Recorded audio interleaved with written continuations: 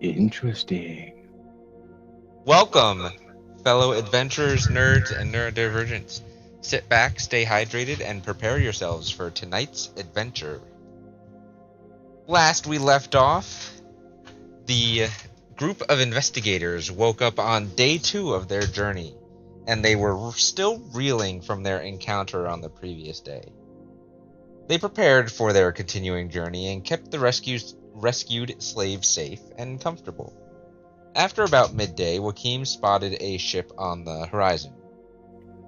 Concern grew as the last ship they had encountered did not go over too well. However, this ship looked like it was flying Ishanian flags. Between Joachim and Ynor, they determined that it was probably an Ishanian flagship. They slowed their approach, and the approaching ship prepared to board them. Aboard this ship was Inspector Gelinor, Ynor's contact within the Ishanian kingdom, and one of the lead intelligence operatives. Upon some failed flirting on Wakim's part and some niceties from Yenor, they got permission to continue on. The rest of their day's journey went uninterrupted. However, during the unite, Yenor had to wake everyone up to a burning outpost in the distance. Unfortunately, she noticed a pirate queen's ship docked offshore, signified by the flag it was flying. They opted to avoid the ship, instead sending a late-night message to Lady Wren. Lady Wren woke up and assured Yenor that it would be handled, and then went back to sleep. The rest of the evening went on without incident. That is where we pick up. You wake up, it is day 3 of your journey.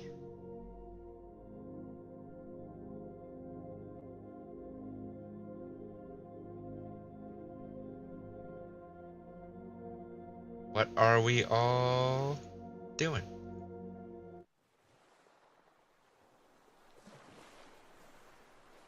I know. I guess I'd just get up and Where am I? I'm sorry? Oh, where am I? I don't see myself on the ship. You're hiding. Oh, okay. Never mind. You're in your hidey hole. I can't Probably. show you. I can't show you where you are because then everyone else would know where you are. The only person that has an idea of where you are is Yenor. We've seen you going there. Yes, Yenor did see you go in the place that you go the night before. Kinda. Yeah, kind of. Wakim, I see you're heading up to check your course. Yep. All right. I'm just gonna do my usual morning routine. Wake up. Make sure everything's alright in the lower deck. I would And then also prepare breakfast. Sorry, go ahead. Oh, you're making breakfast? Yes. Mm-hmm. Okay.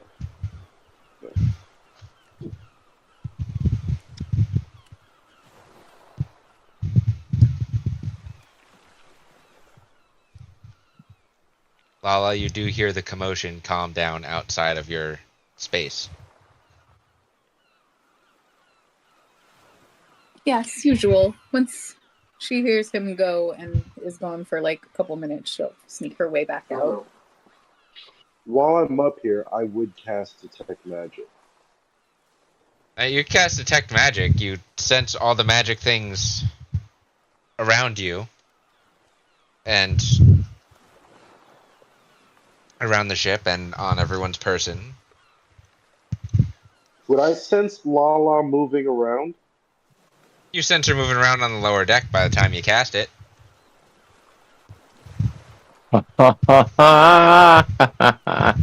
Where, I mean, based on where I'm standing, where did I detect her moving from and to? You detect her moving underneath you. Rather, the objects that are on her person. Moving directly underneath me. Like, in front of underneath you. She's between the 2 stairs at the present moment. Most likely heading downstairs for breakfast.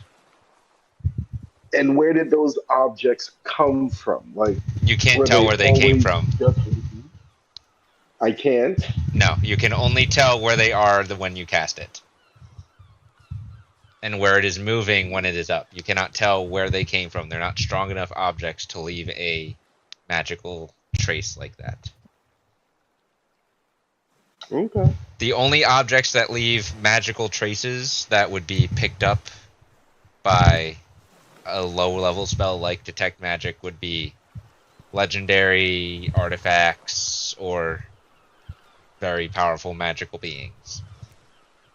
No. I understand. I'm not looking for a magical trace.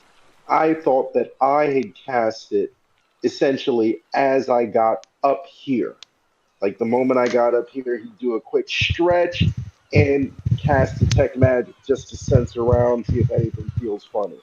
Yeah, by the time you do that, she was already out of her hidey hole and on the lower deck, kind of underneath. Like, if you're here, she's like there, but below, which is essentially right around this area. And she's kind of just walking her way towards the stairs. Understood. Are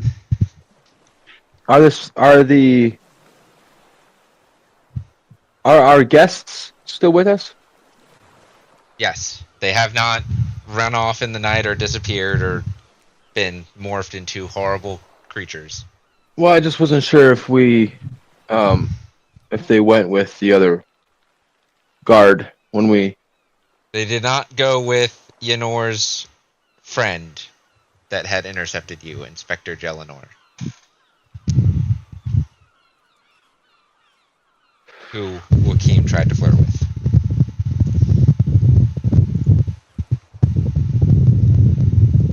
Ah, yes, I remember. The one that thought I was a cockroach.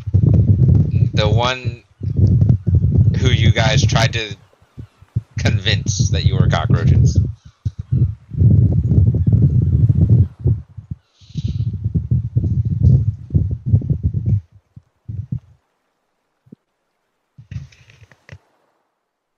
Alright. Well, at least I know how many I'm cooking for now.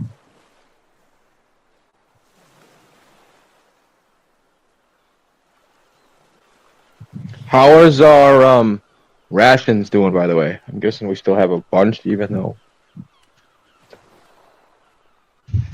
How are your rations? Yeah,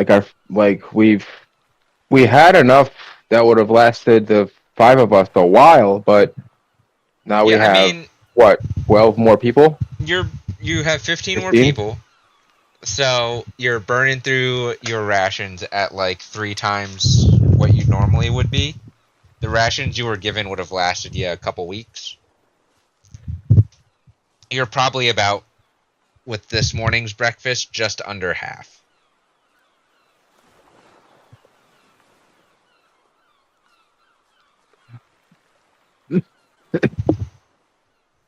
And you haven't run out of anything per se. Like, you're low on some things, like baking raw materials and some of the fancier desserts and wines that you were given. But your basic staples are still pretty okay.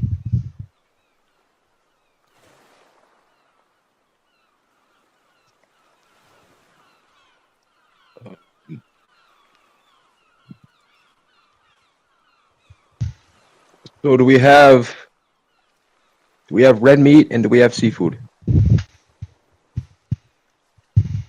I'd say, yeah, you're probably low on the red meat, but you've definitely got plenty of seafood.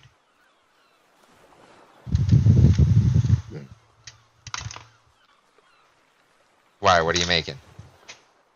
Well, I was gonna make like a steak and eggs type deal, and then whoever doesn't prefer red meat, I was gonna make like a fish or shrimp or lobster and eggs, whichever kind of seafood we have as athlete.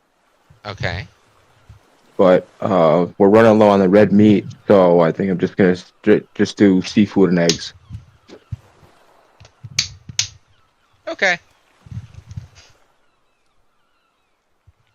You begin cooking your seafood and eggs.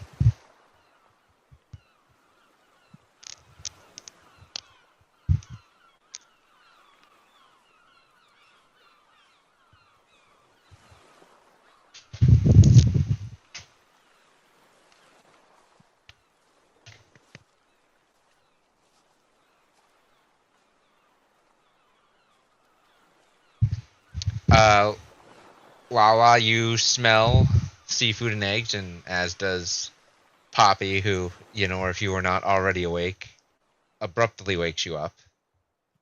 Because fish.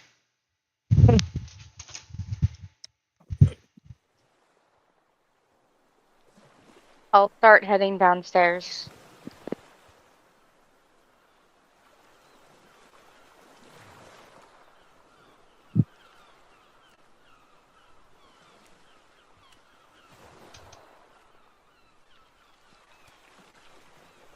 After a little while of cooking, Joaquim and Deedle, you do also get to the faintest whiffs of breakfast.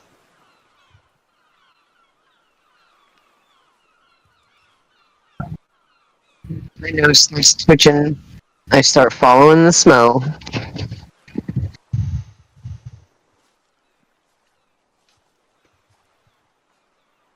I'll also go down and get some food. Joaquim, while you are up there, you do notice that you are on course. You had to adjust a little bit, slightly, adjust for the wind and the tide a little bit, but for the most part, you're heading in the correct direction.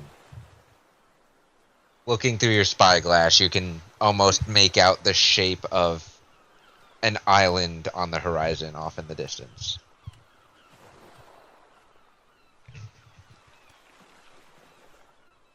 Perfect. With everyone coming downstairs, some of your younger guests wake up, including the one you guys saved.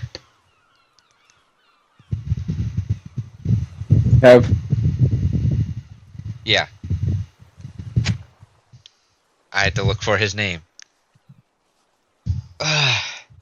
What do I? Right? Huh? What do I? Right? No, you guys renamed him. We spelled his name properly this time. It's AEV now. Yeah, you guys. Sorry, I'm thinking of my boss's kid. Yeah, you guys renamed him because he didn't know what to call himself.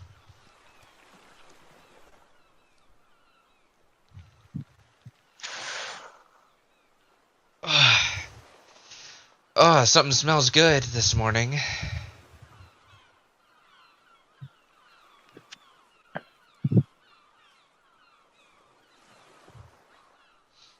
As you all are down there, you see him and a couple of his... I wouldn't call them friends, but a couple of his companions wake up that are all around the same age. We appear to have surf and turf. Lala's on her way down. As Joaquim walks downstairs, he will, what is it? Minor illusion to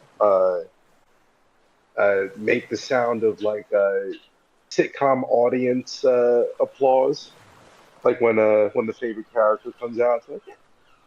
So the lower deck has just the faintest sound of an applause after Lala, you make your comment.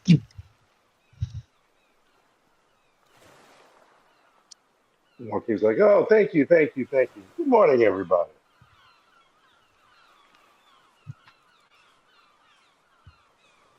Morning. How's the ship? Autopilot keep us on course last night? Yeah. And he kind of waves him off. We're doing just fine. Smells delicious. And he gives a little clap. Where's the food?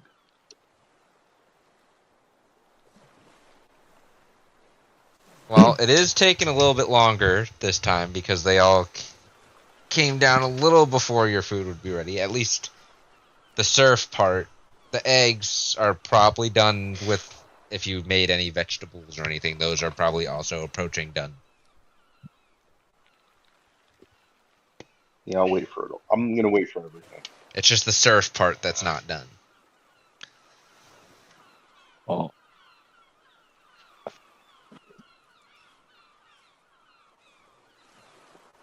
You all do hear the dunks of Poppy taking off, running and taking off and splashing. So you assume she is also getting herself breakfast.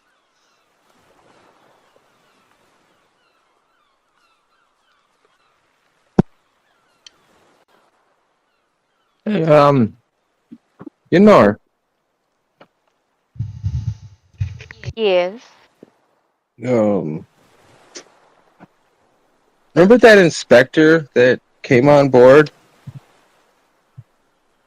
Oh yeah, Genelor. Okay, so how well do you know him?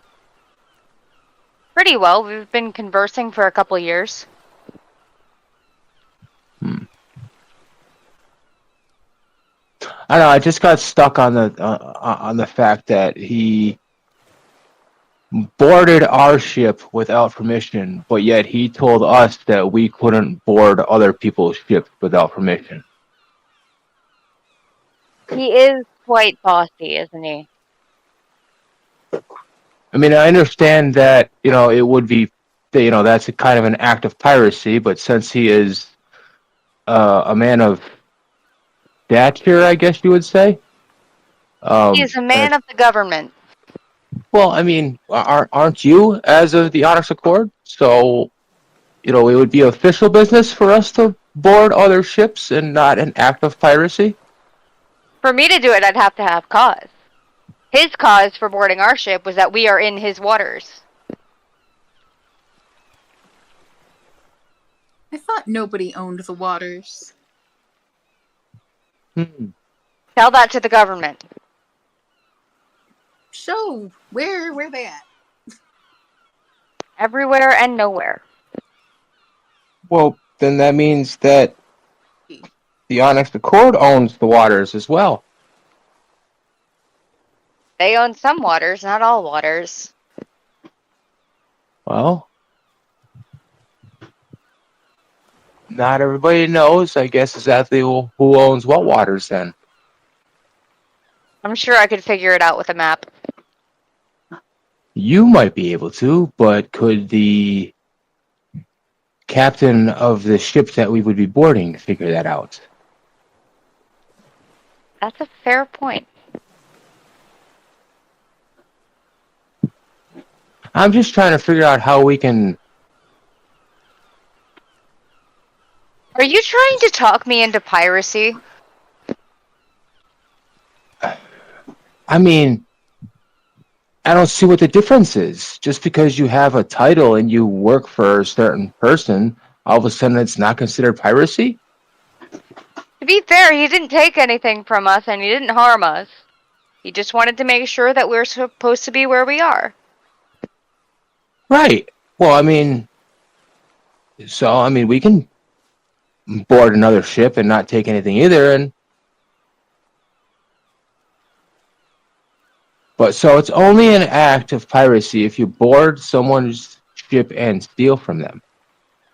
Or injure them. I mean, you're only a shitty thief when you get caught, so who says that he didn't have people that stole from us? Has anybody taken account of everything lately? I'm very confident that Inspector Genelor did not pirate our vessel. I don't know. I feel pretty pirated. He questioned our identities. Did you check the Well, it's sniffing not state? like you guys have IDs. You also approached him as giant cockroaches, may I remind you. And he questioned our identifications as giant cockroaches. To be fair, there's probably a sanitary problem if there are giant cockroaches on the boat.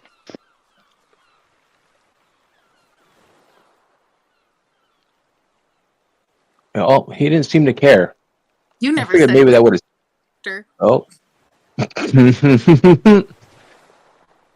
We were on the same page. We're not doing piracy right now. And Yunor's just gonna stare at you with a hand on her hip. She's gonna wag a finger at you. I was just... In theory. I mean, we don't even know if there's a ship around for us to pirate anyways. But if you're pirating a pirate, is it still a piracy? You saw a ship last night. That was last night, not now. We ain't turning Also, around I and go didn't back wake for that. him up to tell them. Oh, that's right. Him and Deal have no idea. Yeah, so technically, Kraka and Deedle, neither of you know of the activities that happened last night. Only Wakeem and Lala. Mm-hmm.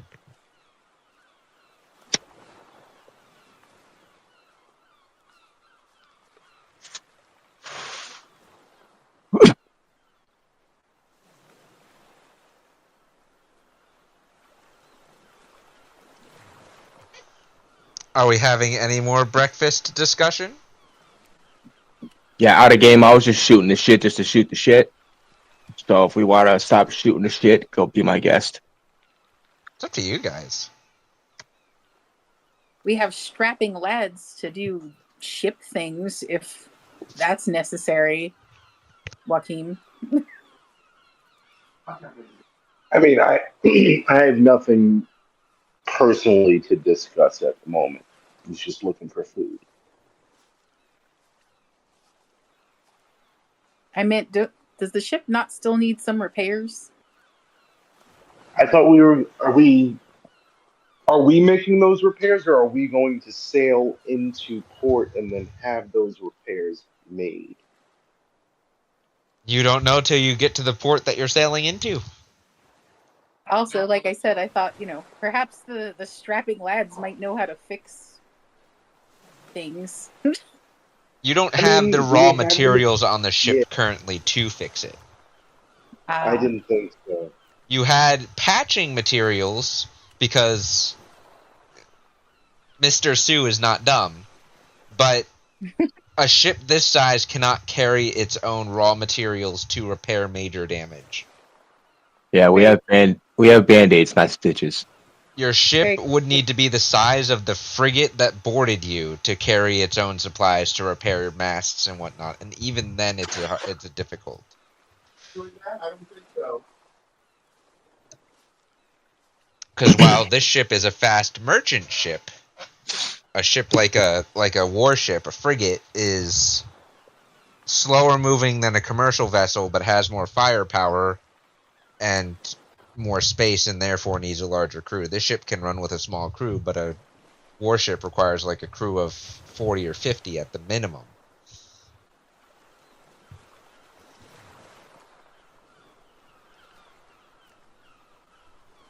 So there are trade-offs to having a smaller vessel with no cannons. Heard. We have the labor, but no materials. Gotcha. Exactly. If the port that you land in, if someone there has materials, or the port itself, or the city itself has materials, you could definitely go ahead and repair the ship yourself. There may be individuals at the port that you could contract to repair the vessel. Who knows, Joaquim? You might run into your father there if he's doing some kind of merchant run, and he might be able to repair the vessel. Oh, Yeah, Mr. but then that's. Sorry, what was that? Mr. Sue the Wise. I'd rather not have to try to explain everything right now. You do know that he's seen worse. He has, I mean, but I was we hoping to have this done better. just don't tell him that I initiated the attack. What I tell him is going to involve some careful planning. Well, I mean, you don't have to lie to him. You can just tell him it was a pirate attack. Just don't tell him how it started. You could also have Yenor help you. She is very close to your family. Could tell him it was a pirate attack, and just not that the pirate that attacked was you. I'm no pirate, damn it. See? You See? all are all the pirates. Joaquin, not Joaquin. Quacka was the pirate that attacked. Ah, yeah. Pirates. Can we, don't want to interrupt your conversation, but, can we pass out some food to some of the others that are starting to wake up? Oh, calm, help yourself. The three young men, and there were a couple of there are a couple of young women with them as well, and some kids with them. Kind of just come over and start grabbing food and helping pass out to the rest of the elderly and the injured down here. Once we're once we're done eating down here, some of us would like to volunteer to help in whatever ways we can.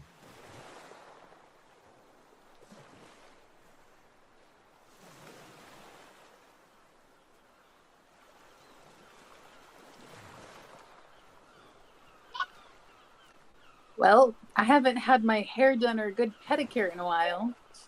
How are you with that, Kevy? What's a pedicure? Joaquin's gonna shake his head. Are you serious? They're just looking to help, not be your servant.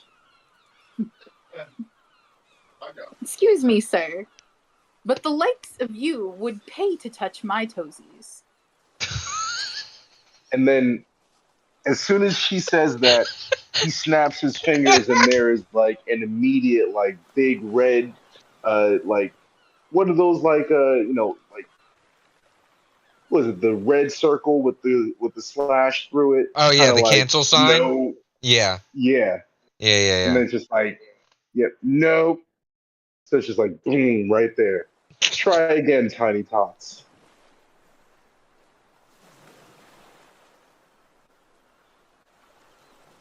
And then Joaquin would look at the person who was speaking before.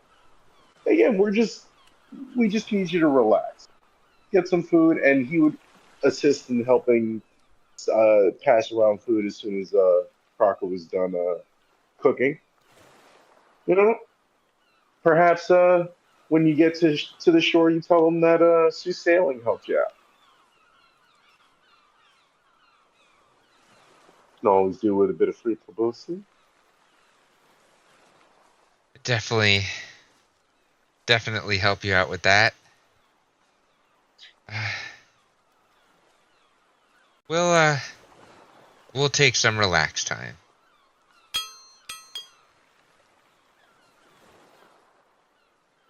Joaquin smiles and nods, and then he turns back and just gives the a mean glare at Lala, and does like the two fingers to the eyes, and then like pointing right back at her, and then eyes, and then to her, like back and forth. And then he'll minor illusion a hand in front of his own face doing it, so his own hand isn't doing it. While this is happening, I need someone to roll a D100 for me.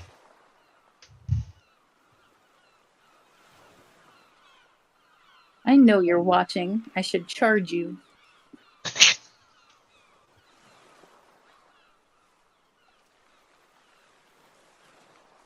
Oh, D got it.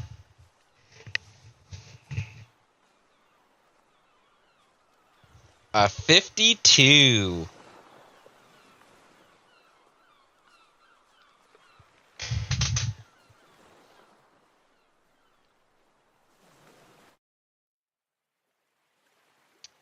You guys feel the ship start to rock a little more as the waves get a little more choppy, and you hear the pitter-patter of rain above you.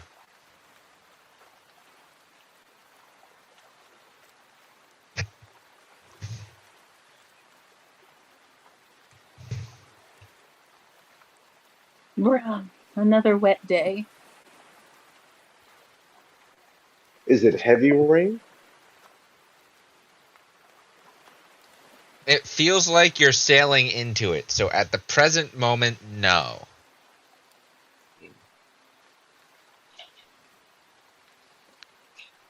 Once once I finish eating, since I hear the rain, I'm gonna head up to the upper deck. Okay. You go up to the upper deck.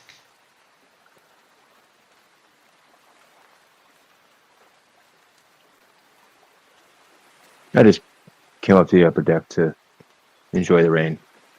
Okay. So I'm just walking around.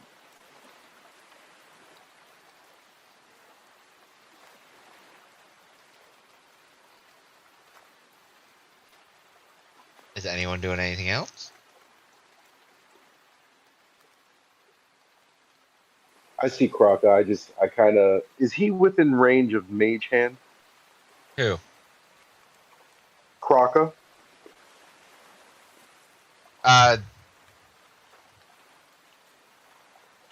What's the range on Mage Hand? I think it's 30 feet. Don't you have to be able to see it?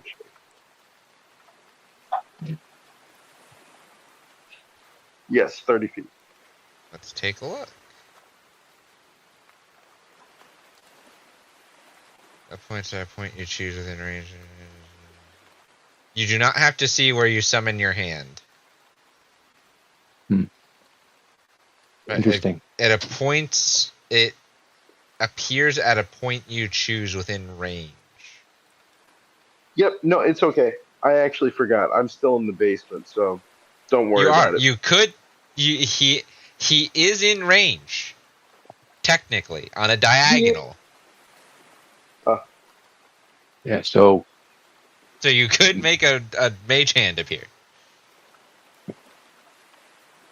If that's the case, then I would try and do like I saw Crocker go upstairs, so like just to fuck around with them, I would mage hand, like just a finger tapping him on the shoulder, and then have it disappear.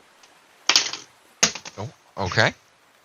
Kraka, as you get up the stairs and you're enjoying the rain, you feel a tap on your shoulder.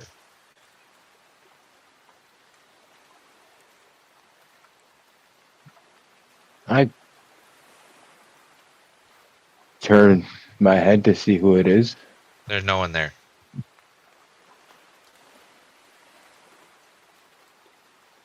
I turn around with puzzled look for a second. I look over the other shoulder. There's no one there either.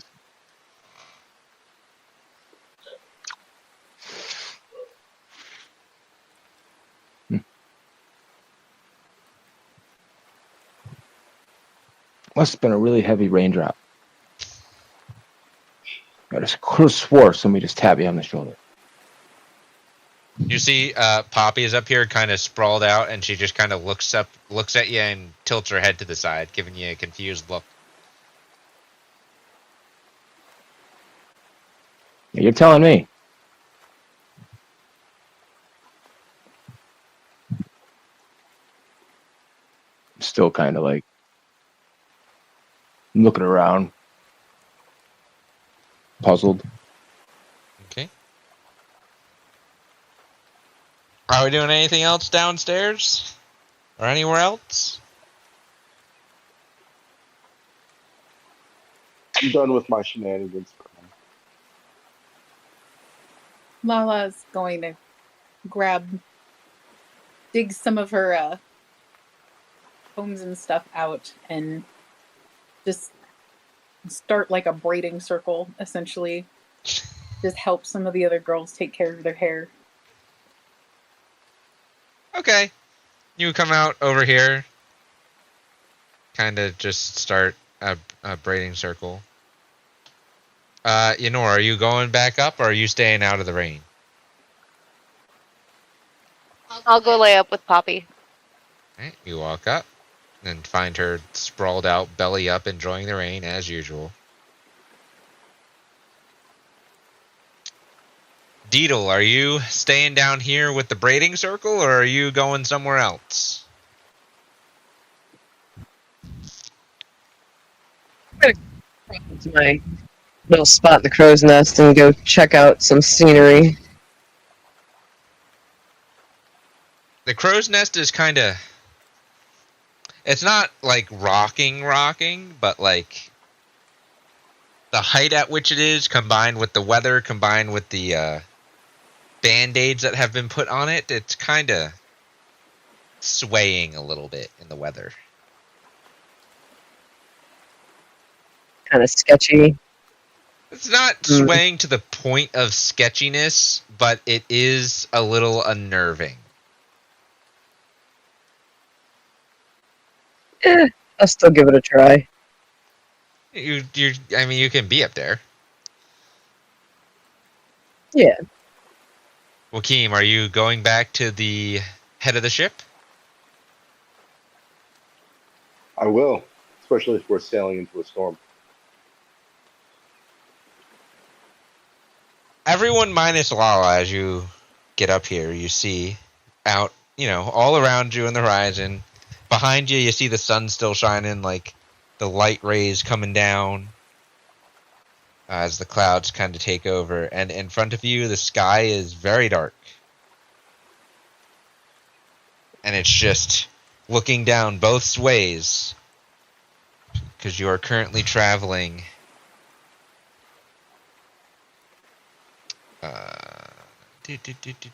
you're on this. No, you'd be on this one. So looking at both east and west, you don't really see the outer edges of the storm if you were to try to sail around it.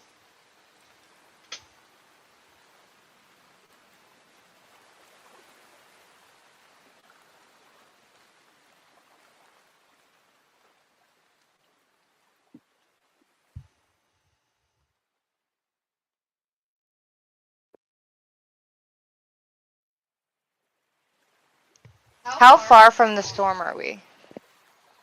I mean, you're underneath the edge of the storm, and it is moving towards you. The darkness, that is like the dark clouds, are probably like you're gonna hit the heavier rain in a few minutes. Is there a way to skirt the edge of it? No, to the east and to the west, because you guys are currently traveling, you'd be traveling mostly north. You don't really see the outer edge of the storm. Then we have to go through. So I would batten down the hatches and direct everybody to do the same. A lot of your hatches are damaged. Again, just secure whatever. I would tell everybody, secure whatever you can as best you can, and then tell everyone downstairs to do the same. I would start trying to get Poppy downstairs. Oh, she doesn't like that. She starts, ah! Ah! Ah! Just like doing the flaps and pulling back. I cast Speak with Animals on her and tell her she needs to get down or else she's going to get her butt smacked. No, Mom! Do you want to be blown away? Fine. Downstairs now. Or I tell Mom. Downstairs bad. Downstairs safe. She grumbles at you. Everyone else, you just hear a lot of squawking. Well, it depends. Did you cast Speak with Animals on her or on you? On her. Oh, everyone else, you hear this argument. Like Ynor's arguing with a child. She walks over here. She fluffs her feathers aggressively and stomps down the stairs.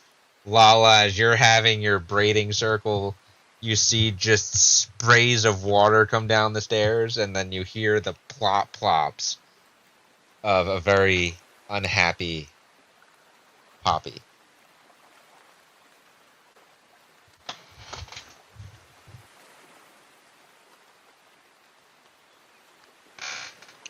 Since she's down, I start tying stuff down. I don't know how to braid feathers, Poppy, but we're glad you're here.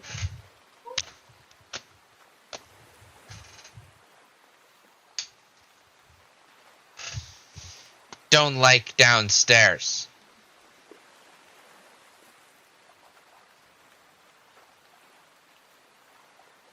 She just kind of plops down the court. Some of the slaves are a little, or some of the rescued slaves, some of your guests are a little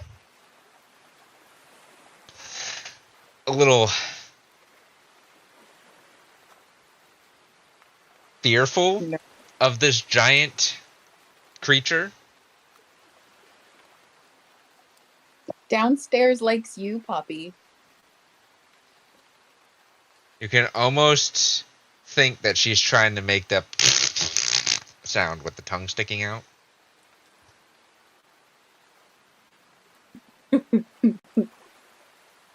That's adorable. She's a very spoiled hippogriff.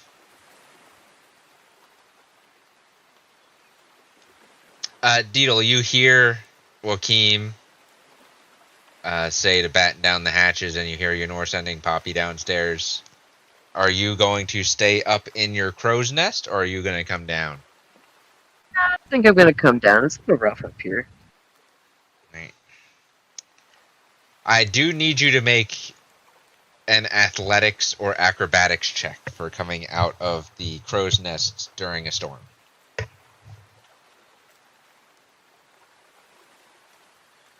While it's swaying.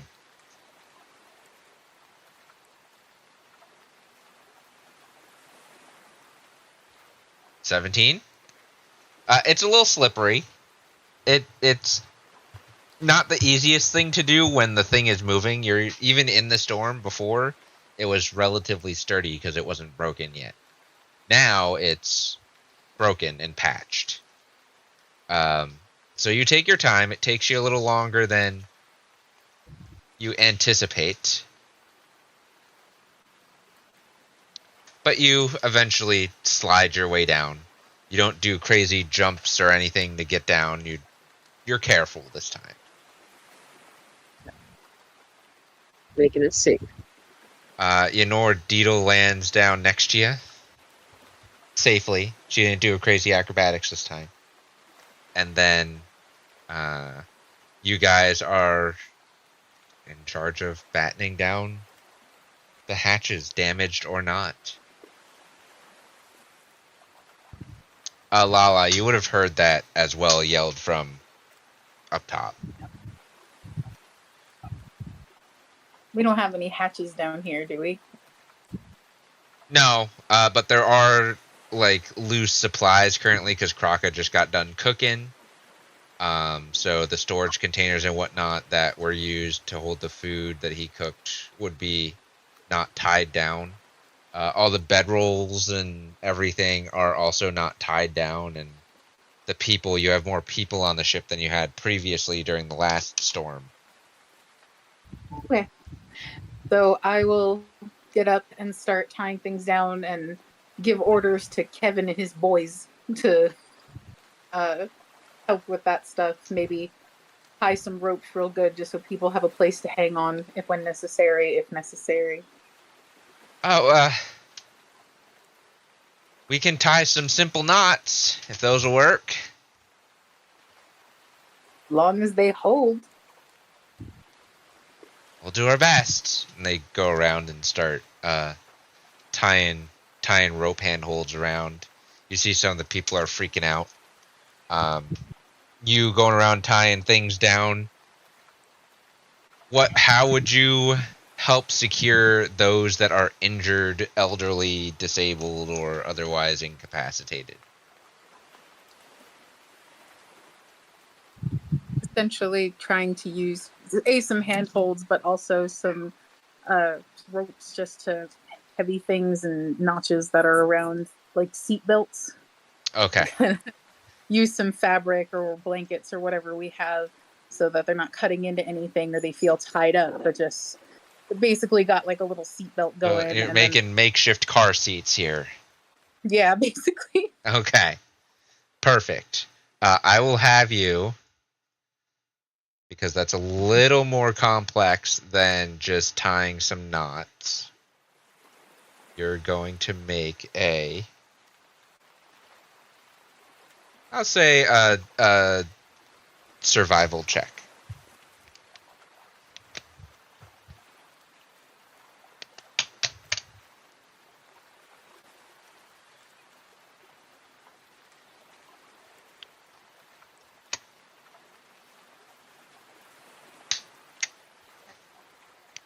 Survival is not my best.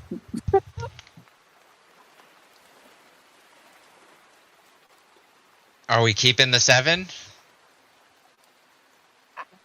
Yeah. I'll use my inspiration. The way I've been rolling lately, though, I can't guarantee it'll be any better. Yeah, that's worse. So, Oh God. yeah, I've not been rolling well lately. Okay. 7 it is. All right. The This is ship's not city. rocking. It's not steady, and you hear the rain picking up increasingly. You're not able to easily tie these knots. So this is less of your ability to tie knots and more of the amount of time it's taking you to secure these people.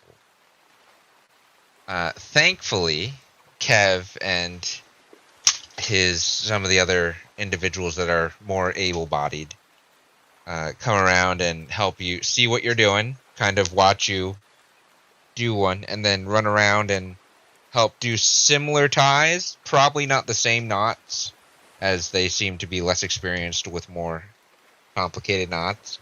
But they do their best, and everyone seems to be secured in one way or another.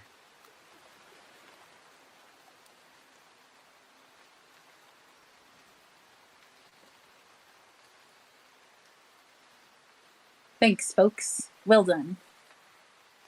Kraka, Deetle, and Ynor. Are you going to stay on this main deck, or are you going to be going underneath? I think I'm gonna go under. Okay. I'm gonna stay on the main deck and just keep an eye out on to how rough the waters get. Alright, so you'll probably be up here somewhere. I'll go up with Wakim. Alright, you join Wakim at the helm.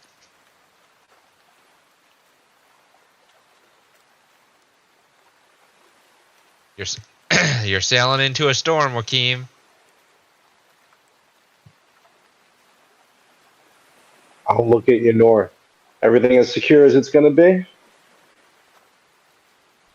For now, let's hope it stays that way. Hold on to your butts. And he would... I guess he would kind of have one hand on the throttle, but kind of continue on with their current speed, maybe throttle back a little bit just so that they're not trying to power into any big waves. Okay.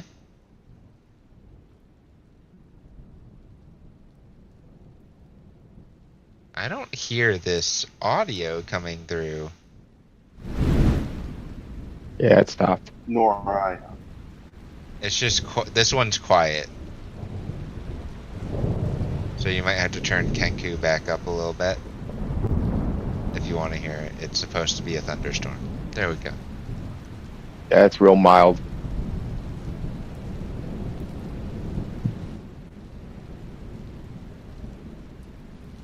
Alright. You roll into a thunderstorm.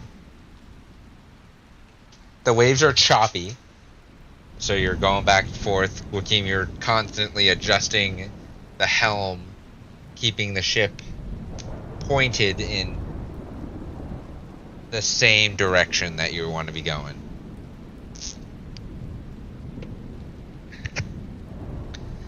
Kraka, while the waves aren't super crazy, the water is choppy. You're kind of just rocking back and forth constantly. Lala and Deedle, everyone down below deck is basically holding on because they don't know what's going on. They just know there's a storm and they were told to hold on to these rope handholds that were just made in the past couple minutes.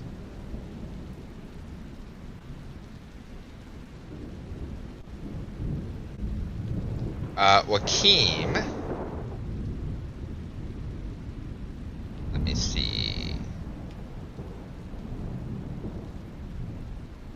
I will need you to make a survival check.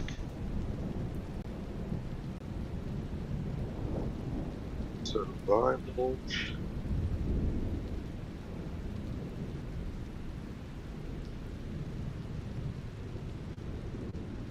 Oh no. I'm going to hero point.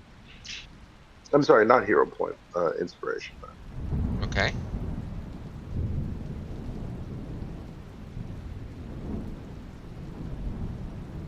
Uh,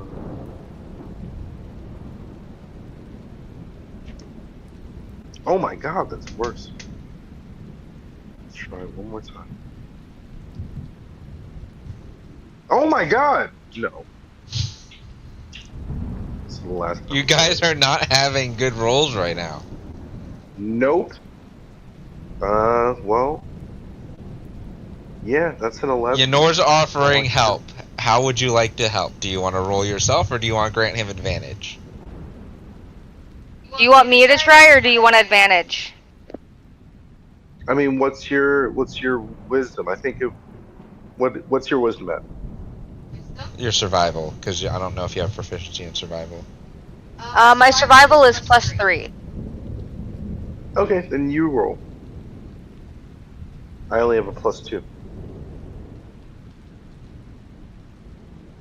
22. That's better. It was gonna be a rough ride. It's gonna be a rough ride. But, Joaquin, you are uncharacteristically struggling against the elements currently.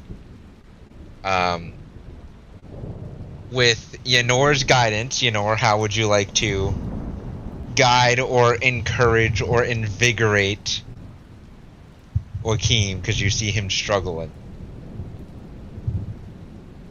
Think of all the whorehouses you're missing out on.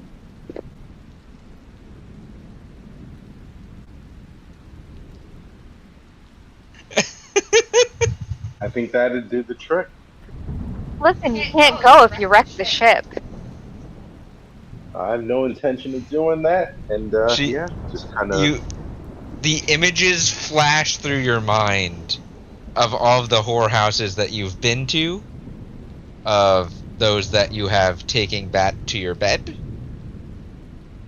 of those, even of those that have rejected you. And you get this reinvigorated spirit, and it's like a light bulb switches. You're like, I've sailed through worse. So all of a sudden you take control of the ship like the captain you are. And with Ynor's encouragement, you navigate these rough waters. The ship still rocks and kind of like does the dip and then the up with the waves. But the waves aren't too terribly bad. They're just rocking the ship a lot, so the steering wheel's going back and forth and back and forth.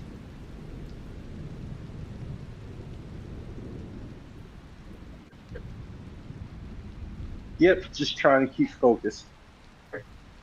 After a few minutes, you see the darkness kind of giving way to lighter clouds. You don't really see these clouds breaking yet, but you do see the lighter clouds in front of you. I will have each of you, Ynor and Joaquin, make a survival check again. Oh boy.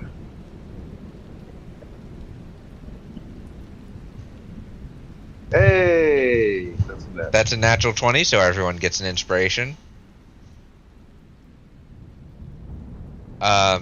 With Ynor's invigoration and support, even though you guys do banter and bicker like siblings, you do have each other's backs. And you show this storm who's boss when you're on the water.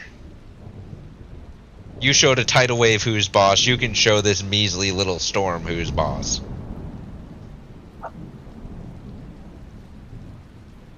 Damn straight. You sail through and get to the calmer waters.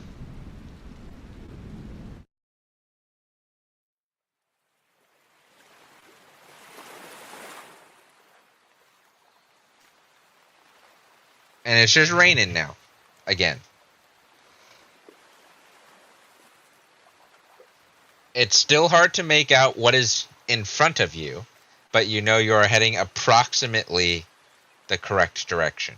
Until the rain lets up, you won't get a good view of the horizon line again.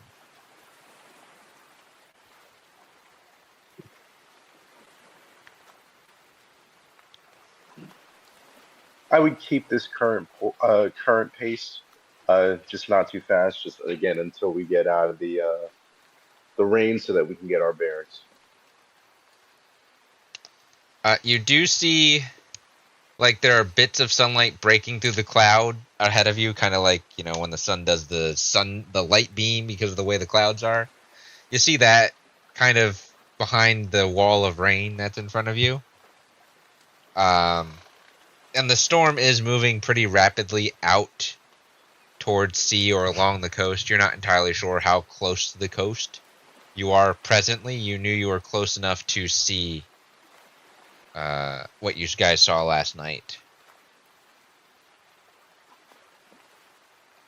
After what feels like forever, but is probably only like a few minutes or so, you do sail back out of the rain.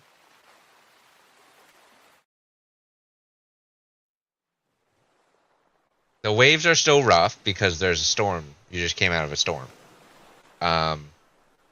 But there's bits of sun breaking through the clouds, and there's no rain in front of you, so you can see the horizon line. The rain's behind you now. And you see an island out in front of you. Pretty distinctly. It's taking up a good portion of the horizon line. You see like little dots moving in the distance, what you assume are other vessels. I'd grab my spyglass. Make a perception check.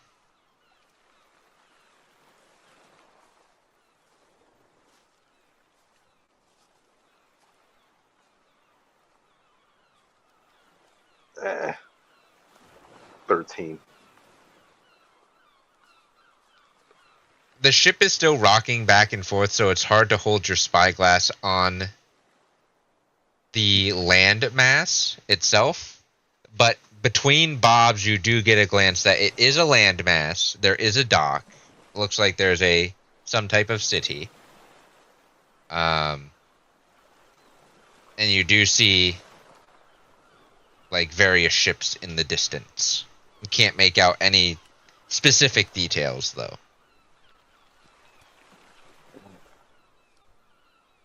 All right. I'll shout out, "Land ho!" That's You what all you pirates hear- like to say, right? You all hear land ho. Those of you downstairs feel the ship rocking start to calm down, and you also hear the land ho call.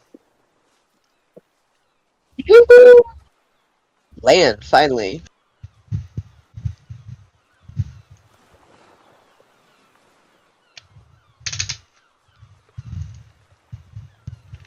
That means freedom for you all.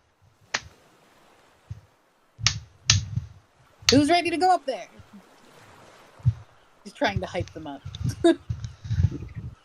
They still don't know what to expect, so they're not really excited. Thus, the purpose in trying to hype them up.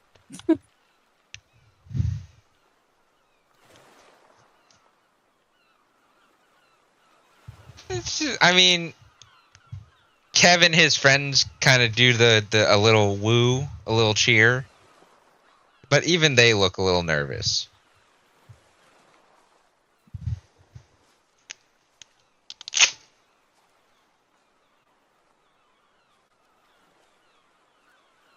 Are you guys doing anything in particular at the land ho call?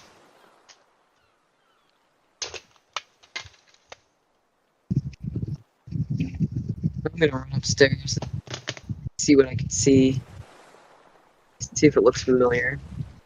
Okay. Let's see. You go upstairs. You can make a perception check, Deedle.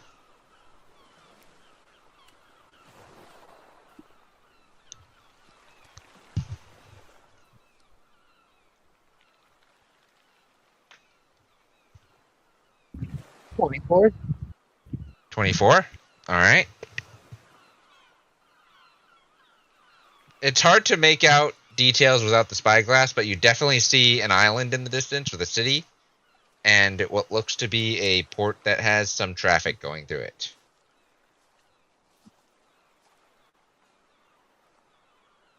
So definitely trades of different things. Yes, it's not just like a deserted island. That's always a plus.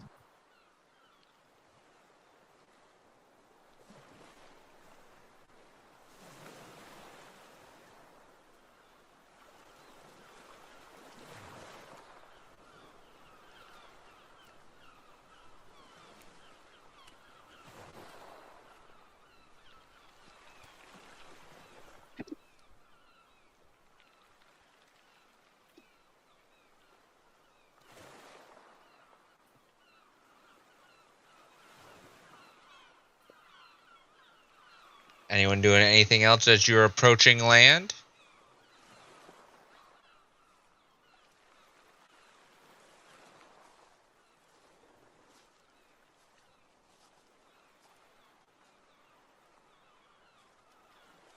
Can I do one more?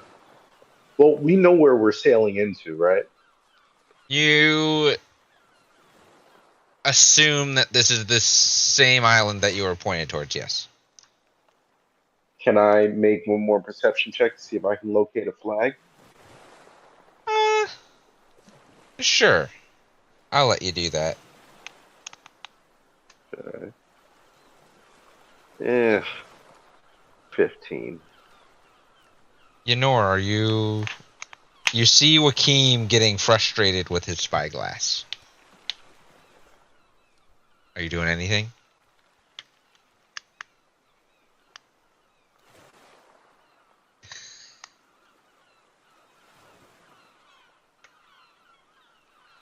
And here I thought you knew what to do with stuff like that.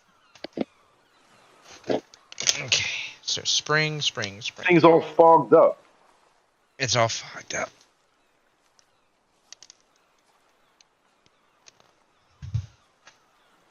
Have you tried blowing it?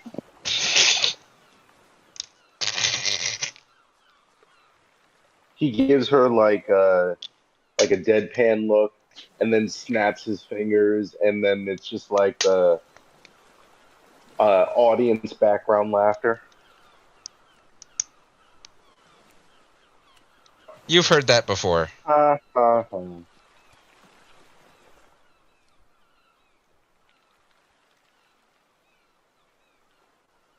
Yenor, you recognize that as the same audience laughter that he used with Lala earlier in the day. How big are the holes here?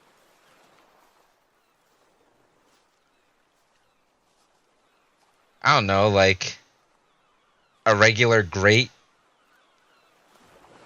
Like enough for me to stick my head through? Why do you want to stick your head through? Well, if I can stick my head through, I'm gonna pop my head through like I'm at the ceiling.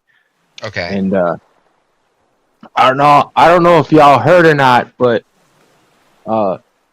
there's land up here. I don't know exactly where we are, but this place looks amazing. Y'all should come see. And I'm just gonna pop my head back out of the ceiling. Okay.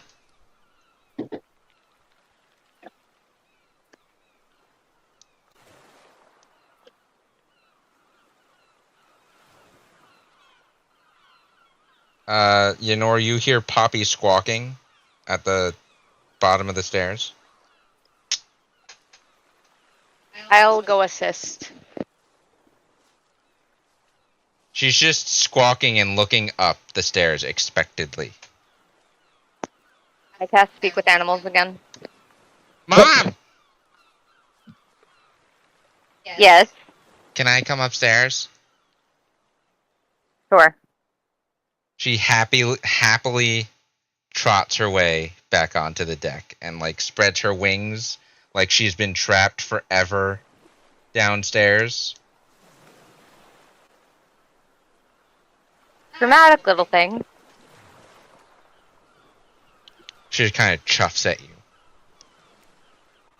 But she makes the chuff noise with words because you cast Speak with Animals on her. So she's saying chuff. Yeah. I'm just gonna roll my eyes. That's not nice. I am always nice. I'm not allowed to roll my eyes. I don't think you can. She tries for like the next 5 minutes.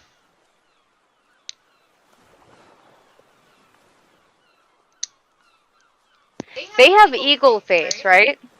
Yes, they have an eagle face. Yeah, their eyes are fixed and they cannot move in their sockets. So you see her rolling her head as she's trying to do this. She's just doing the like, look, Mom, I'm rolling my eyes. She's so proud of herself.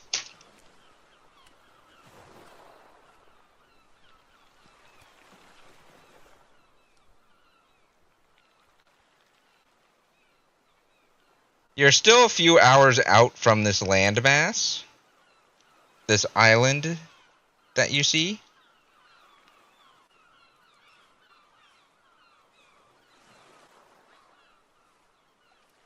So is there anything anyone is doing in these few hours?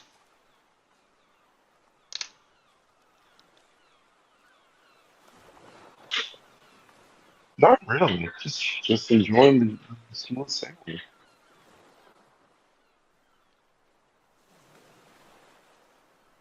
Okay.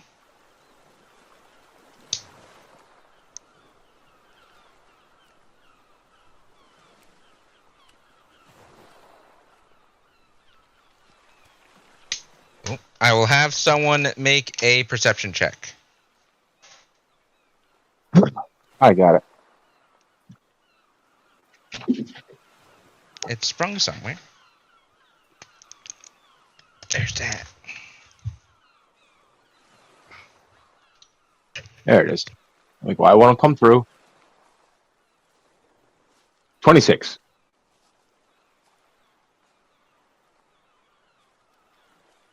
26.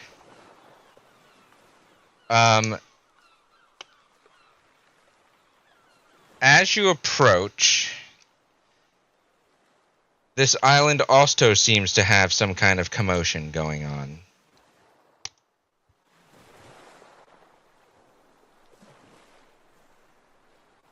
There are a lot of ships leaving port. Not a lot of ships entering port.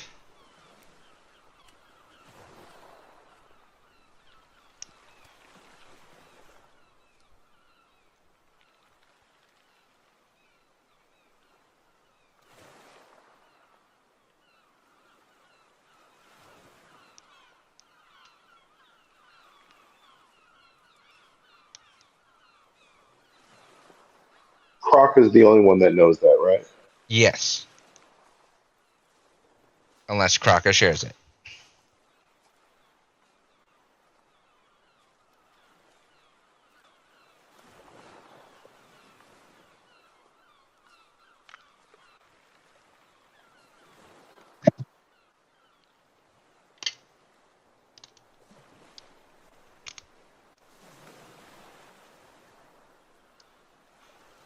Kraka.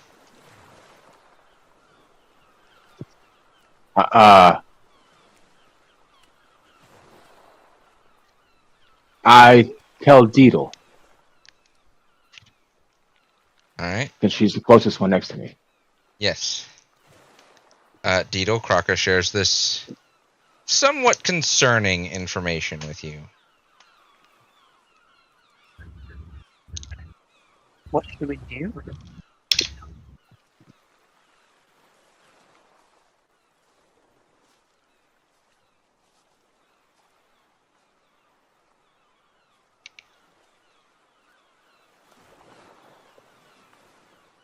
Huh?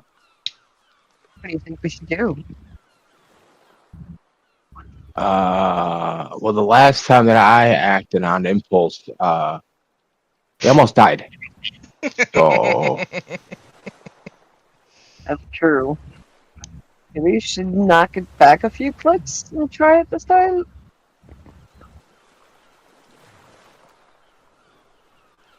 um,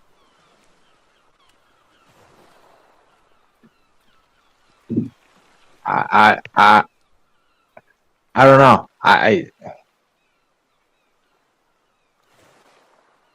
We should let everybody else kind of be advised of this. Yeah, yeah. I'm just really worried because last time was a real bad decision. So,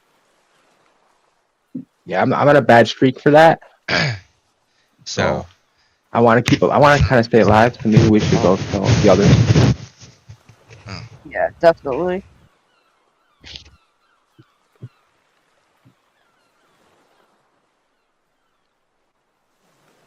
I guess we go tell Denor and Yakim at least, since they're on the upper Definitely. deck. Make our way up and go tell them. you guys make your way up to you pass Yenor and go up to Akeem, and what are you telling them?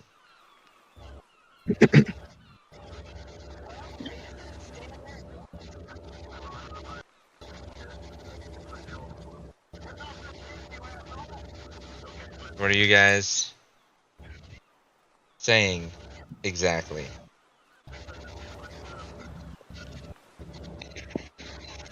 We'll let Crockett explain it.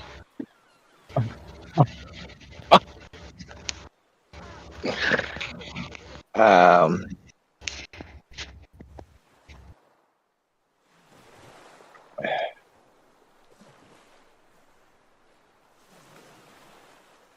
all right, I'm gonna be honest. I missed it because the dog was barking, and I was trying to get her to shut up, and so yeah, so a little help here. I The appreciate. I had to put my phone in the freezer because it was overheating. So I missed it too. you put your phone in the freezer. It was overheating and being all slow and glitchy like phones do when they get hot. It's fine. Courtney's armchair is not agreeing with her, so I'm currently in the process of trying to fix it because I took it apart. So we're all dealing with other things. It's fine. Kraka, with your perception check of 26, when you came up, you saw that most of the ships in the distance are leaving the port. There are very few ships entering the port.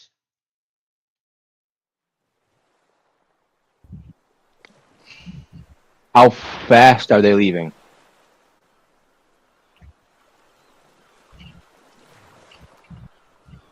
That is hard to determine without a spyglass.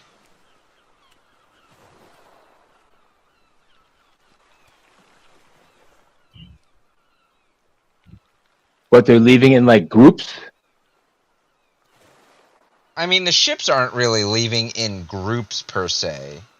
It just looks like there's a lot of outbound cargo and people and less inbound of that sort.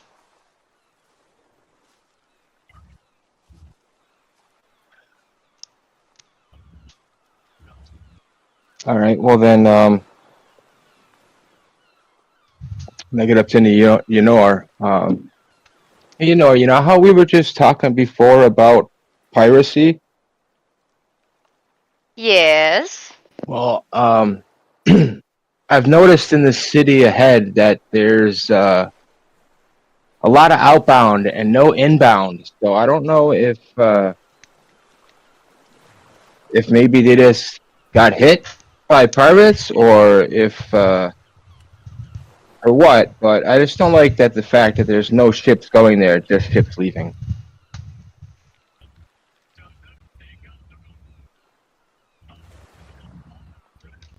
Did any of the ships look injured?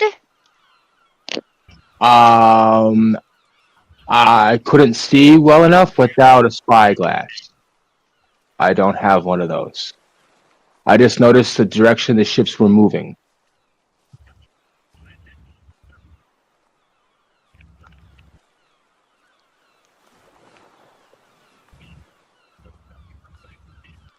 DM, can I send Poppy to look? Sure. Okay. How long's animal handling last? 10 minutes? Or speak with animals? Yeah. Yeah, 10 minutes. I'd probably need to cast it again. I'd say you're at the end of it if you wanted to cast it again so that she could talk when she gets back to you. I'll cast it again. Hi. Poppy, go look at those boats, and then come back and tell us what they look like. All of them? A couple. The closest boats. How close? The boats that are closest to us. How close do I get? You want me land? I can land on the boats. No, just stay fly and look. Okay. She flies up and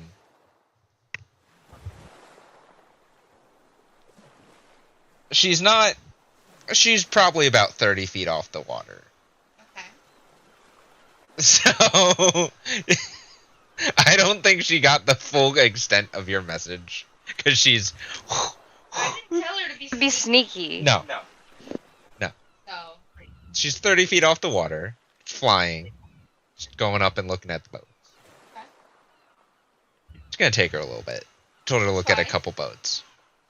Fine. Okay. Are we doing anything else? Joaquin, you would overhear their conversation because it's right below you. So then he would kind of again narrow his eyes and just kind of look at any of the ships that are leaving. Okay. Maybe use a spyglass to see those ships. Yeah, See those ships that are leaving? Mm-hmm. Okay.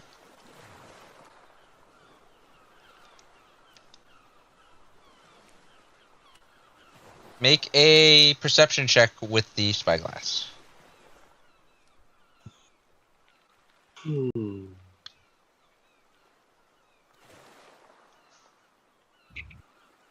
Oh my god. I'm gonna inspiration that.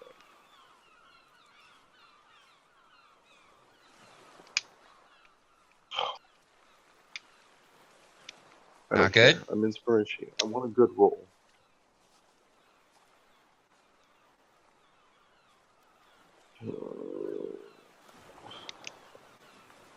Wow, what the fuck? Oh my god. Ow.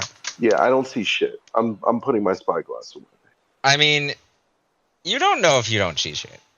You don't need high rolls all the time to see shit. So, with a 15, I'll take the 15.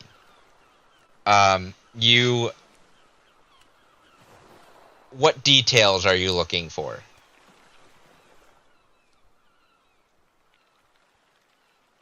Just to see if anybody's in any sort of a panic or a rush. Okay. So you're too far from the dock to make out those kind of details. But the ships that are closest, the ones that Poppy is currently flying towards, you can make out those details. There's like a handful of ships that are about that distance. Two of them off going more north, two of them going south. That would be back where you came from.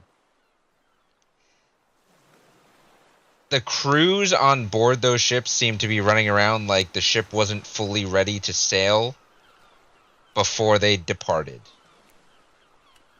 So it looks like they're still doing their pre-sale checklist, essentially. But it looks like they're rushing. Rushing, but you're not sure the reason why. They could be rushing because their captain told them that they needed to leave and they weren't ready and just told them to cast off and get ready as they're sailing. Okay. So they're definitely rushing. Unfortunately, you can't make an insight check from this distance to determine why they would be rushing. Nope. But that's of fair. the handful of ships, I'd say like there's 4 or 5 ships. 3 of them are in this heightened state of getting the ship prepared.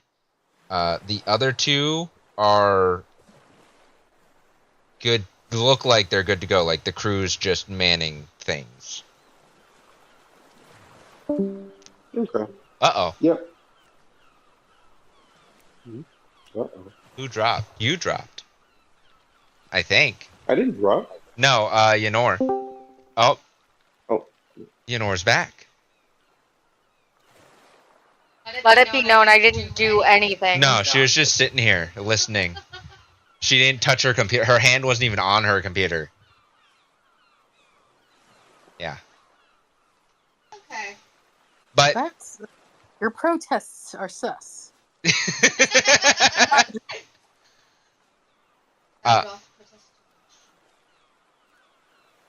So 3 of the ships are in a rush, or frantic, or heightened in some way, and the last 2 ships don't seem to be in a rush. But they could have already been prepared. Like, some ships have a time that they're casting off anyway. They could have been prepared to cast off anyway.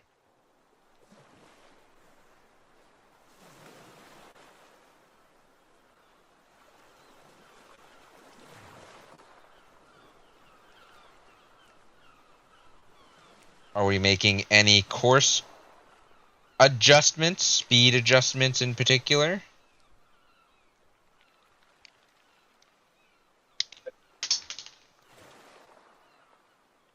Sorry, say that one more time. I was speaking with my father real quick. Are you making any speed adjustments or anything? I mean, again, we just, slow to, to docking speed once we got closer. Okay. Mr. Sue is present. It's an honor.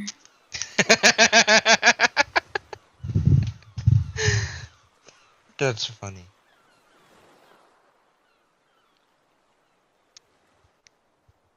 It is still going to take an hour or so, because you're still quite a ways out from port.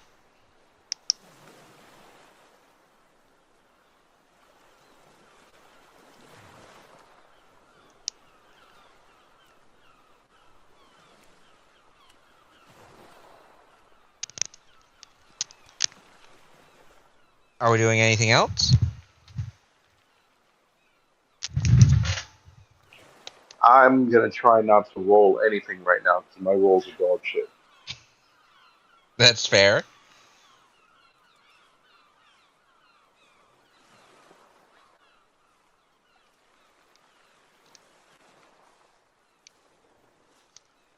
Is anyone doing anything else? I'm not entirely sure Lala knows what's going on. She's just been having a braiding circle down in the basement. Where's Poppy? Poppy has flew alongside a couple of the ships and is now on her way back. Okay. So she is currently flying her way back. Well, I heard the land post, so she's just kind of like preparing everyone down there to, make land, kind of talking about like, what do you guys want to do? What are we going to look for? What should we expect? Just trying to get everybody chill to go start a life. Yeah, it doesn't seem like any of these people have a life to get back to.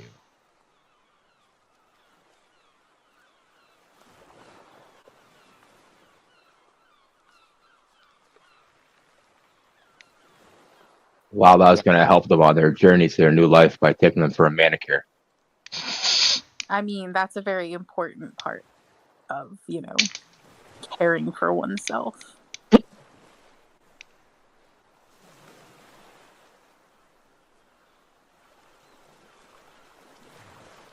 To being a guidance counselor. A guidance counselor to freed indebted individuals. Yes. Now that's a job title.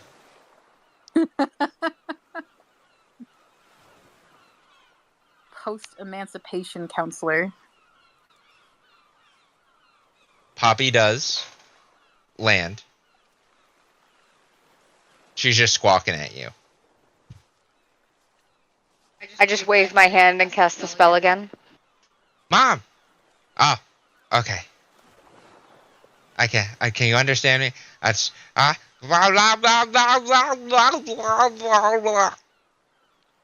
Poppy, were any of them broken?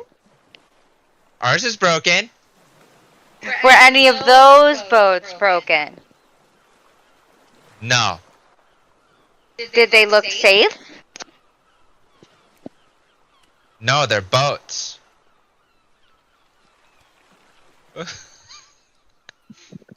Boats aren't safe.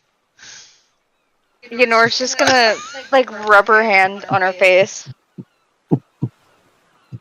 And she's scratch Poppy behind the ears and be like, okay, good girl. And then she's just gonna walk away. One of the sails had holes in it. See, that's what I mean by broken. That's broken, Poppy. But the sail's not on the ship. It's on the wind. That's attached to the ship. Oh. That's broken. It had some holes. It looked like like fire holes? Like Swiss or cheese. like storm holes? Did it look like fire hole or storm hole? She just looks at you. She just gives you a blank look. There's nothing. Did it look crispy?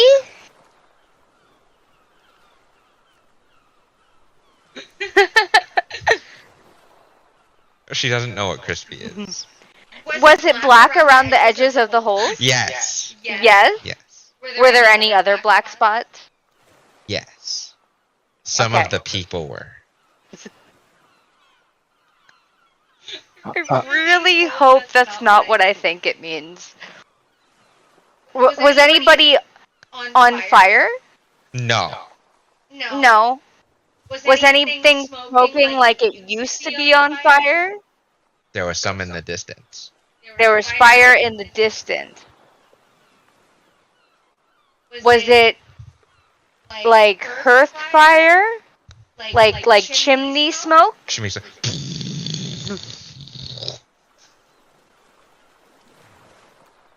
So explosions. Big smoke. No loud noises? No. Big smoke. From land? I don't know. Just distant. Which way was the smoke? She points with her head. Okay. Is that in the direction of land? Yes. Okay. So the town is smoking. And Not exploding. necessarily. Could be ships that are docked there.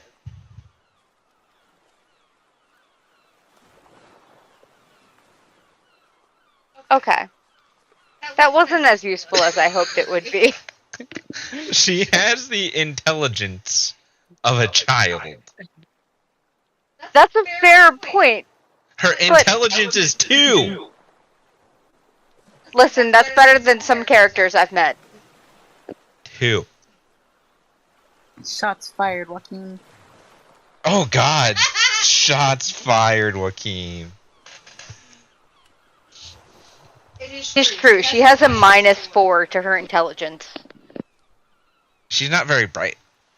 I feel like it's wisdom to know that the sail that's actively on the boat and being blown out is part of the ship, though. I feel like that should be wisdom. No, that's knowledge. That's intelligence. It's attached. That's vision. That's sight. I can see it. It's the understanding part. It's not the seeing part.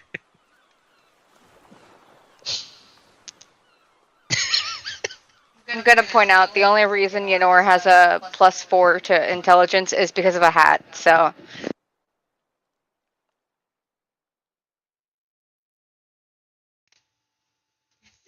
You guys, and even you, Lala, hear this exchange on the deck with Poppy, who's just sitting there with nothing going on in her brain now. Happy that she completed her task. Oh, I wish to be Poppy with just nothing going on in my brain. So nice. Oh, Mom, Yes. Mom, Yes. Yes, there were big guys with guns. big guys with guns. Yeah. They were What they green. look like? They were green? They were green, Hey, DM, what color was the pirate? not green. Not green. Green. No. Okay. It was like, it was the Fallout, like, just gray power suit. I know that you don't know this because you don't play Fallout, but you can color Yeah. them. But it was just Okay. like what you see in the trailer is just the gray power suit type coloring. Gunmetal. Yeah.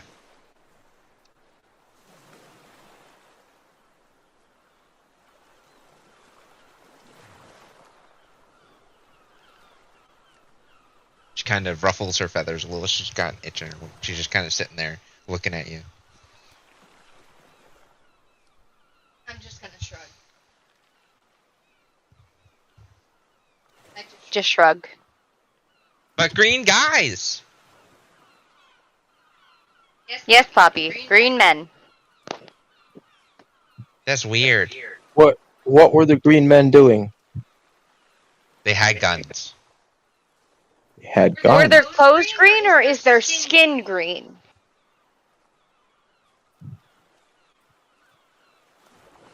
I didn't see clothes or skin.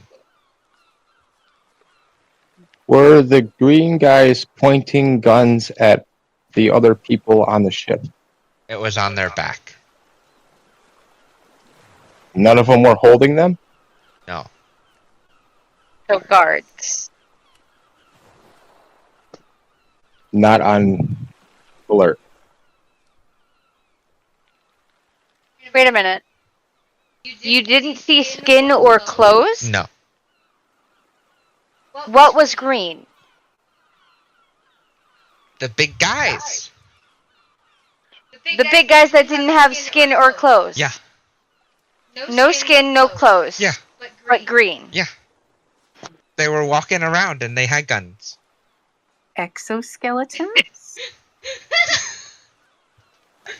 I'm so Confused.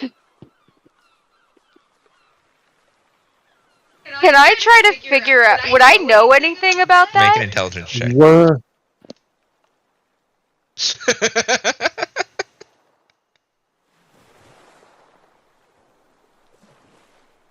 18. You would know that the Ishanians are the main creators of the power suits, and that their colors are green. That's their primary color. She probably saw power suits of the Ishanian guards of the city. Okay. Okay. That's relatively safe. I'm going to relay that information to everyone. However, usually when the Ishanians pull out the power suits, it means there was a conflict at some point. But There's not now. We're good. So this information is relayed to the rest of you that deciphering Poppy's message means that people are probably being told to evacuate or leave the city for the time being. That these quote-unquote green men are just the Ashanian military in what is probably similar to the power suits that you have now come across a few times. And that they were not wielding the guns. And that also means that because she said that there was smoke, that the fire is probably no longer a fire. It's just plumes of smoke still existing from the fire. The burning remains. Yeah.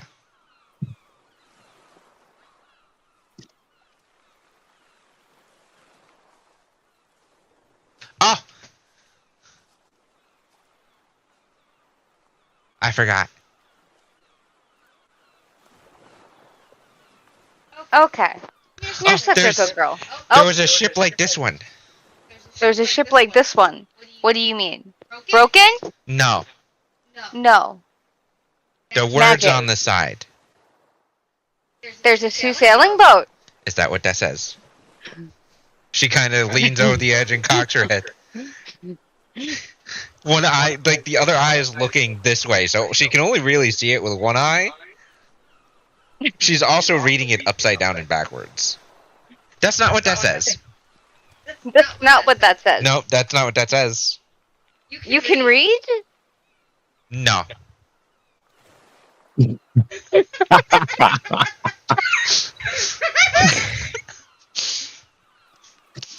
I'm going to get on her and fly out like 10 feet just to look now. Oh, we go for a ride? We go for a ride. She just Okay, that's just great. up and then out and then kind of go down. Where we go now? I'm gonna look at it. What does it say? It says Sioux Sailing. Sailing? Okay. I'd be like, okay, Poppy, we go back now. I'm gonna pat her neck. Back where? Back to our boat. Well, Stops and thinks for a second.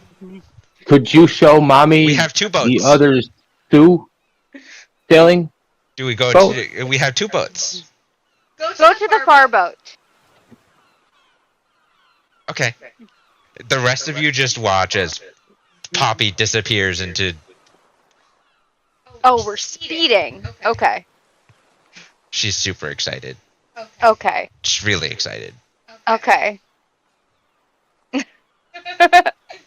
You come up to the other boat, because you guys have been traveling this whole time. Like, Joaquim has kept you guys on course.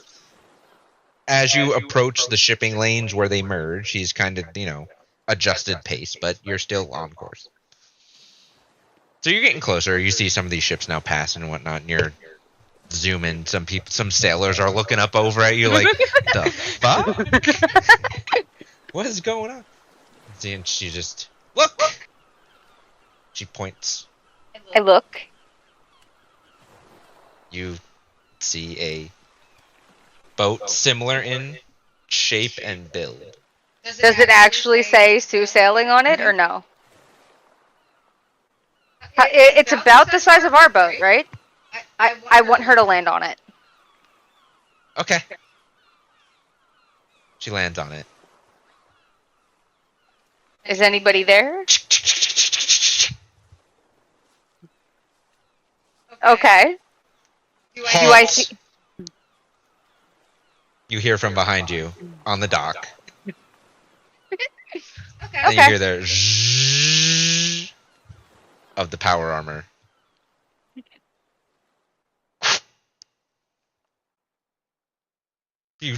You have the sense that there are very many big rifles pointed at you at the present moment, because you just landed on a ship on a beast that is not common in a dock that was probably just recently attacked.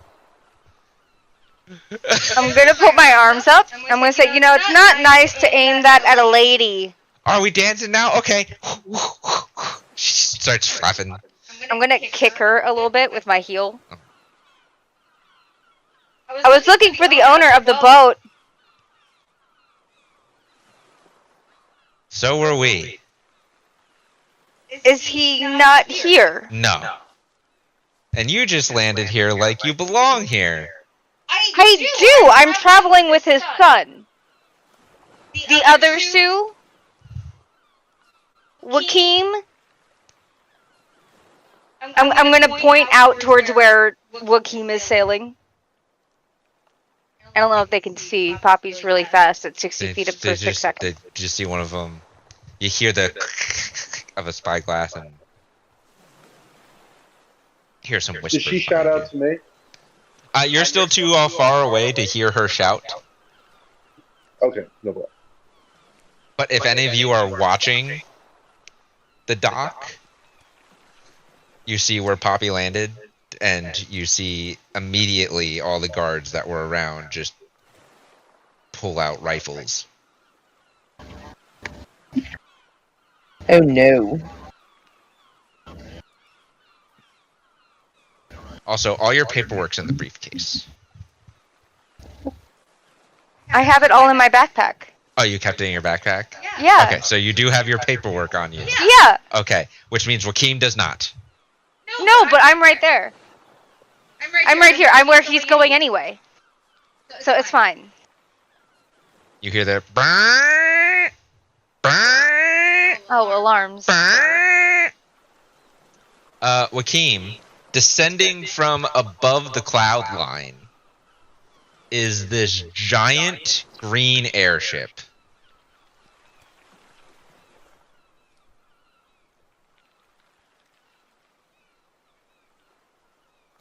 What the hell is going on? With alarm bells.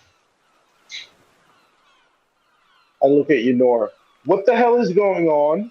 You're not close enough yet.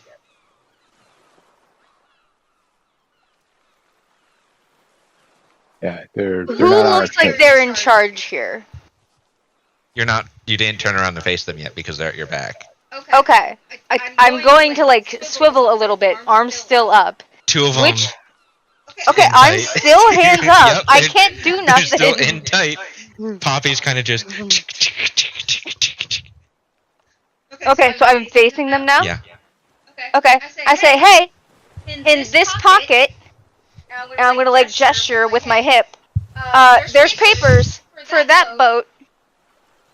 The whole time my arms are still up. I'm gonna give him a little bit of a stank eye. You know, I've worked for your bosses, and I don't think they're going to appreciate me being held at gunpoint this much. You hear someone approach.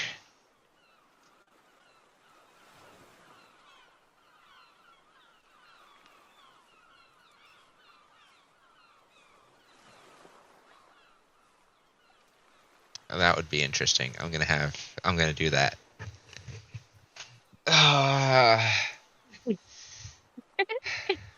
What is up with all these alarms? I was sent here to be the hand of this city. Against my will, might I add. I was promised an island, not an island I had to govern. God. Zara? Bunk. A bunk. Bunk. Stepping out, just this sword over her shoulder. She looks at you. Who are you?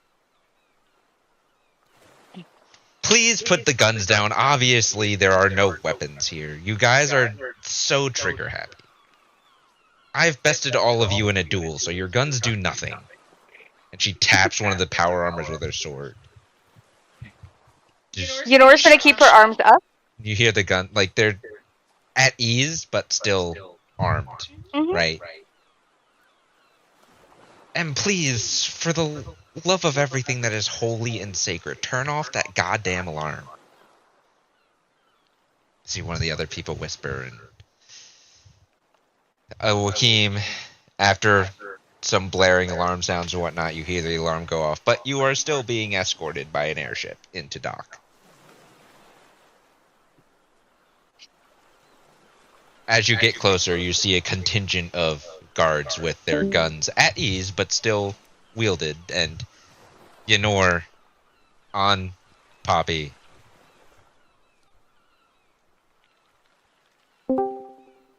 Yep. In Just the- taking it easy, going Yeah. in.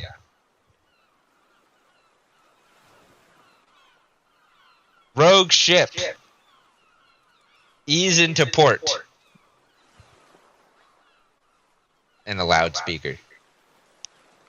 We are sending down companions to ensure compliance. Joaquin will minor illusion a big thumbs up. And From keep on. above, two cables drop down, and then just two guys thunk, thud, thunk, thunk on the deck of your ship. Fully armored. Not power armor, normal armor.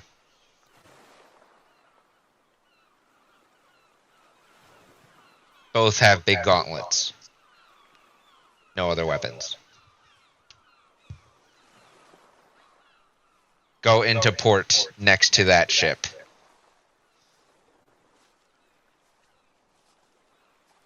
Yep. No problem.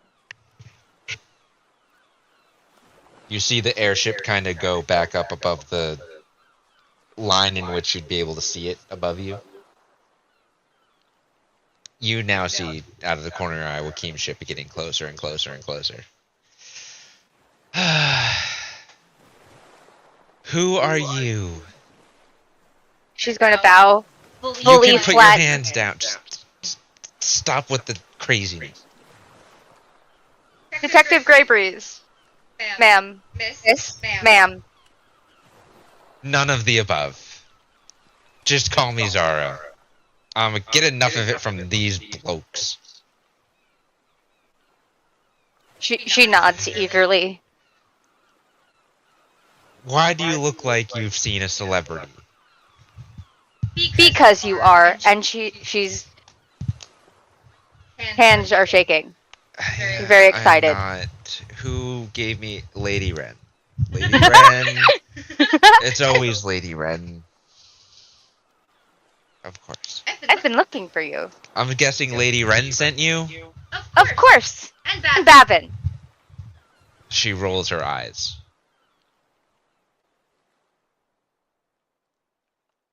Well, I guess they're still alive then. I should probably reply to one of their letters.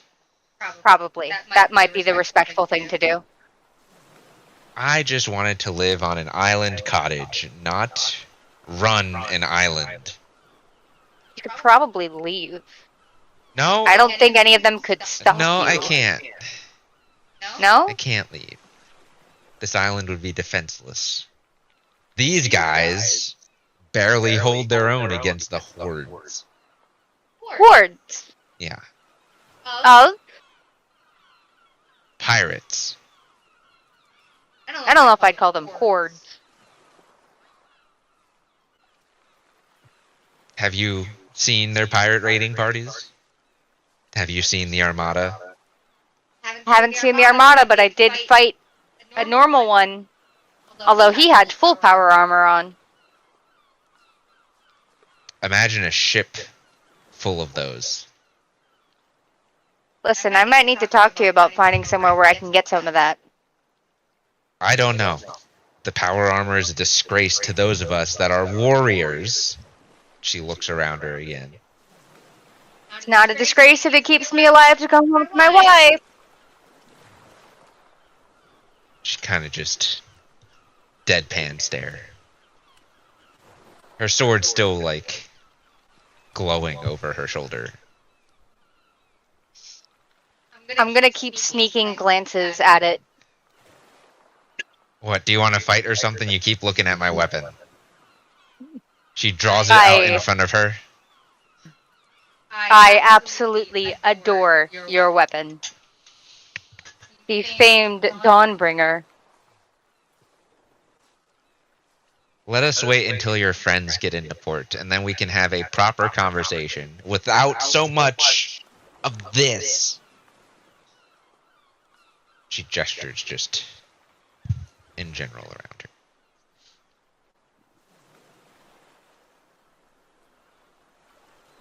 If a tiny Asian man tries to hit on you, just smack him. You don't need to put up with it. Everyone's tiny in comparison to me. I know, it's great. Is he tiny? Zara's just really big.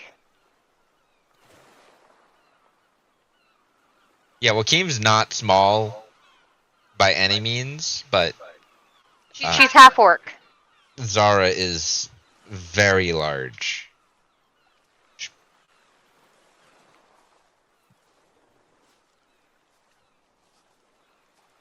She kind of just dismisses the guards and they go back into their holding patterns. Only two of the guys with the power armor and the big ouch rifles. Am I still sitting on Poppy? Yes. Okay. You didn't tell me you got down, so and you're talking with her eye to eye, sitting on Poppy. How tall is she? It's like 6'7", right? Something like that. Okay, so she is a full foot taller than me. Yeah. Got it. 6'7", 7 foot. No, I wouldn't have made her 7 foot. That's too big. Where is Joaquim and them? They're still slowly pulling into port. They have escorts. As they get closer, you see the two. I'm gonna lean into Zara. They're not gonna kill my friends, are they? Depends on how you answer my questions. I'm pretty sure I can come up with very favorable answers to most of it. She's kind of just looking at you with a serious look when she says, she smiles a little bit. We're not in the business of killing people here. Do you happen to know where the owner of this boat is? We've been looking for him. Do you know if it is Sue? Like, was this Sue's boat, or is it just another in the contingent? According to the manifest, a Captain Sue signed the docking log for this ship and then vanished. Fuck. Okay. That happened right before The raid. the raid. Just a heads up, his son is on that boat. The raid started from this ship.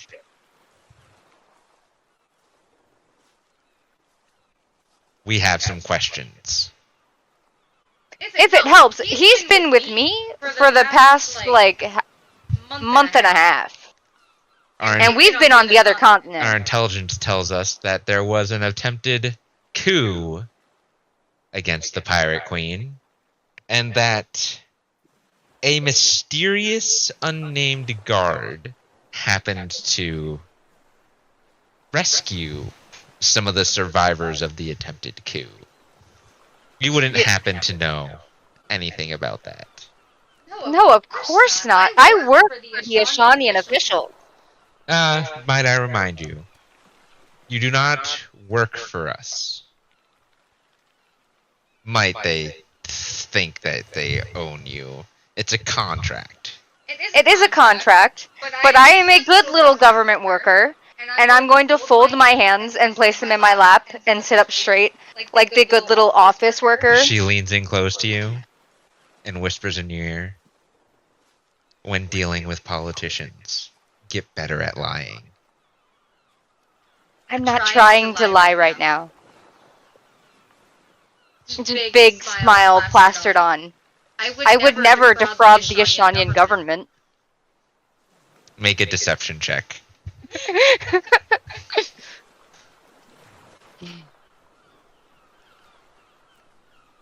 I'm going to inspiration that.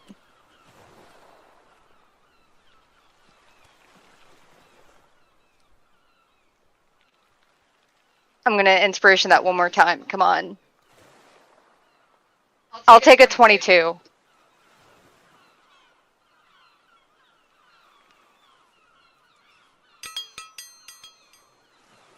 She rolled low. She kind of just looks at you for an uncomfortably long time. Nora's just gonna be swinging her legs over the side of Poppy, like a child in a seat that's too big, with her hands folded in her lap, staring right back. And she just leans back and goes,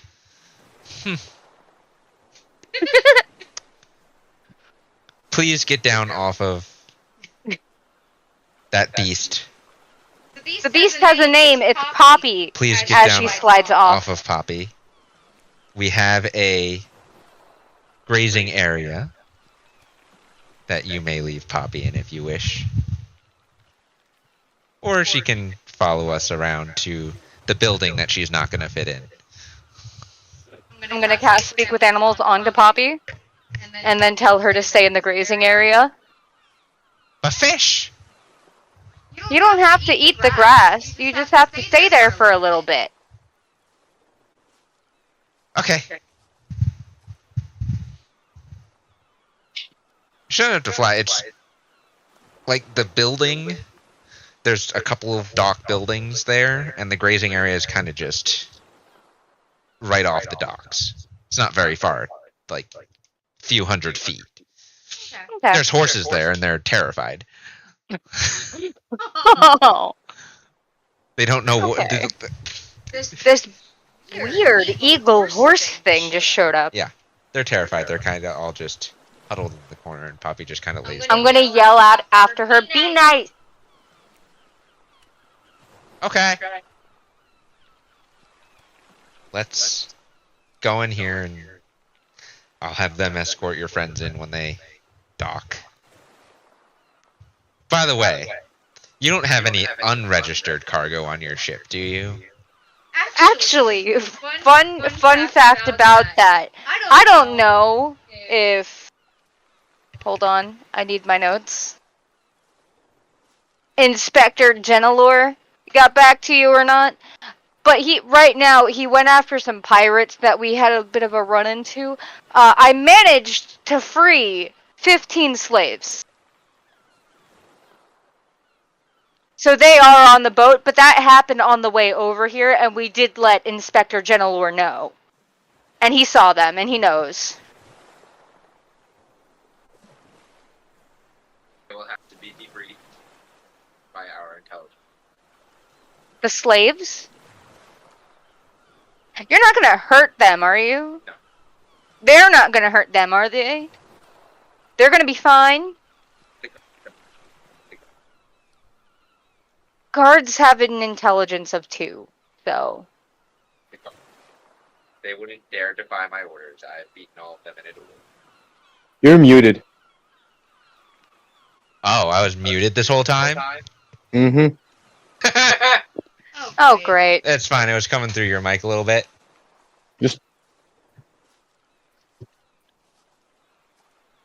Yeah, because I heard myself talking. Okay. It should be okay. I also heard you talking, Yeah. so. Oh, you heard me talking in your headset? Okay, so then it should be okay. Okay. there is. The guards won't hurt anyone. We have the intelligence arm of the Jade Saber here. Oh, I believe Lady Wren wrote me a note. I'm gonna start ruffling through all my pockets. Well, they were all together. So did you keep them all together? I don't know if they're in my pockets or in my bag. They're in the backpack. So I sling that off and I start rifling. And then I throw papers at her. Here you go. She hands them to the clerk that's in her office with her, and her clerk reviews all the paperwork for a little bit. Everything's in order. He hands it back to her. And she hands it back to you.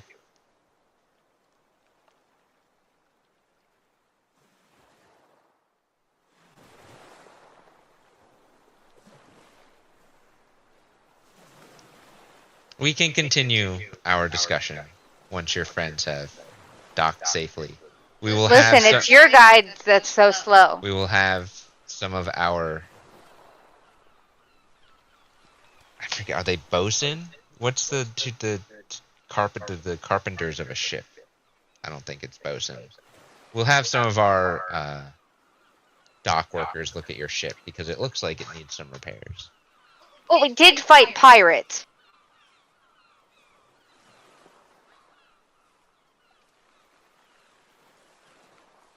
With that, we will go to break. The audio might be a little wonky because I didn't realize I was muted, but that's okay. Her mic was down. So we will be heading to break and be back here shortly and pick up with their landing on this island and their interactions with its current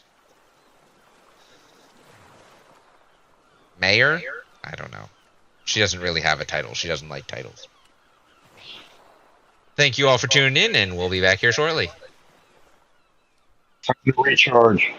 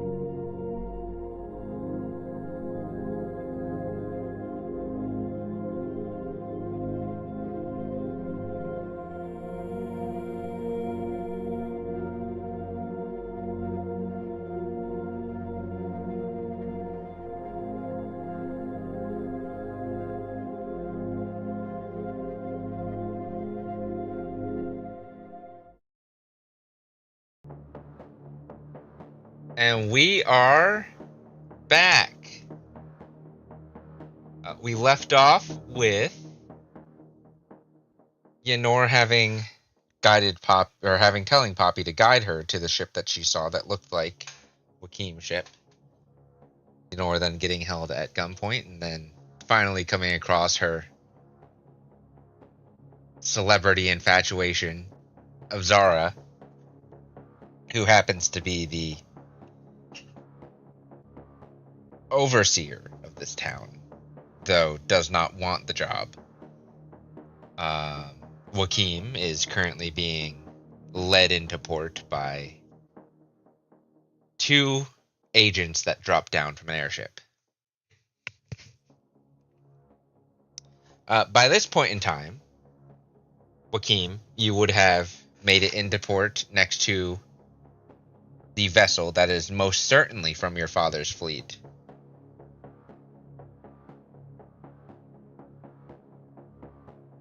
It looks a little roughed up and scarred, but otherwise not terribly damaged. Oh, it's one of our ships. You don't see anyone on it.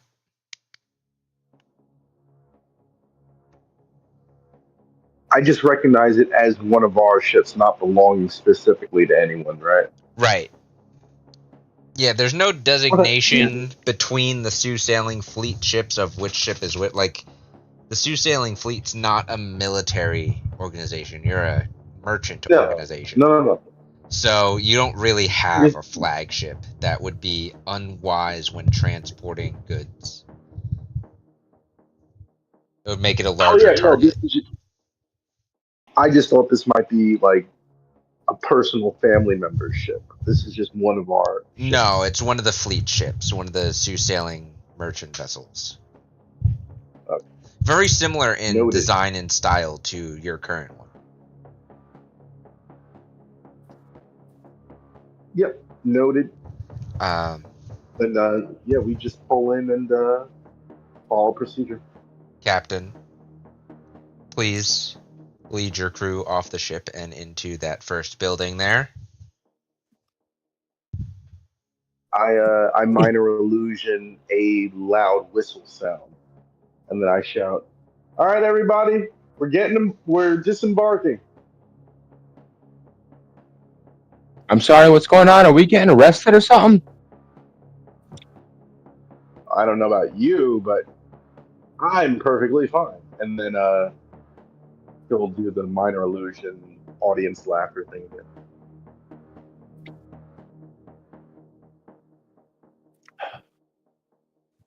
I think you're okay so far. Then. Come on. All right.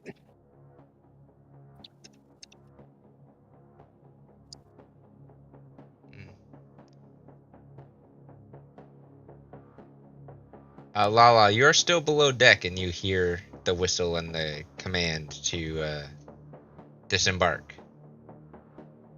As long as they don't try to separate us.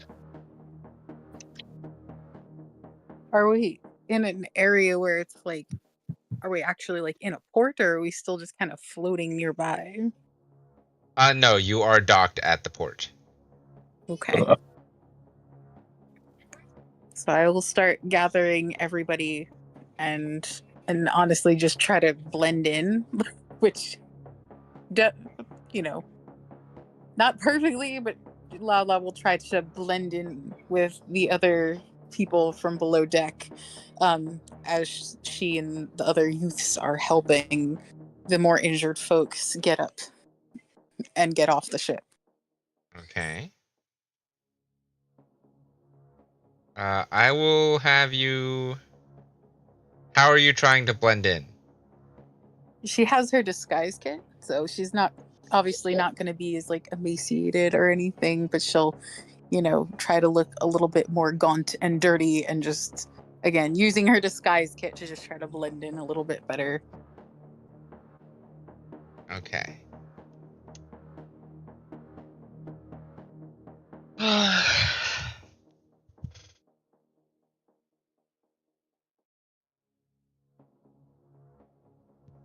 Make a deception check.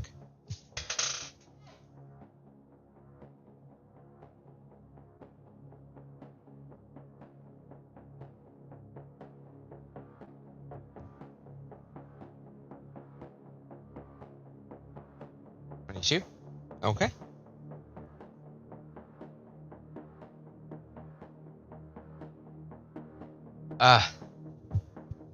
Captain.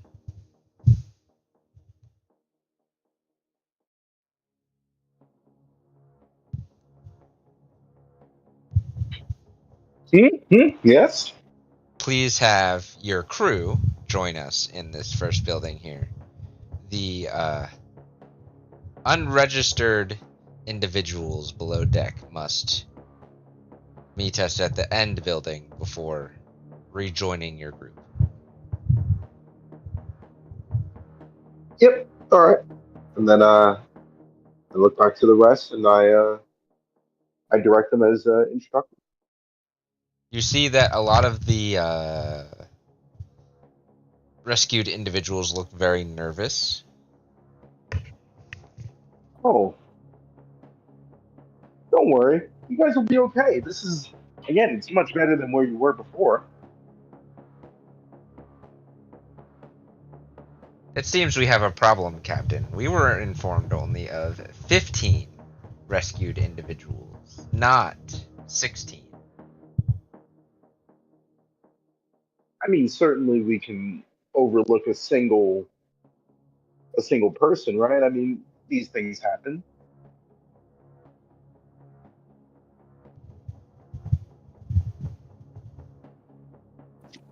I mean, we did only purchase 15, but if we got 16 instead, then Purchase? Please it was more of a excuse my, trade I for our put a hand lives. right over his mouth. I put a hand right over his mouth. Please excuse my friend here. He doesn't really know when to be quiet and do his job, which is being quiet. You see the rifles relax a little bit.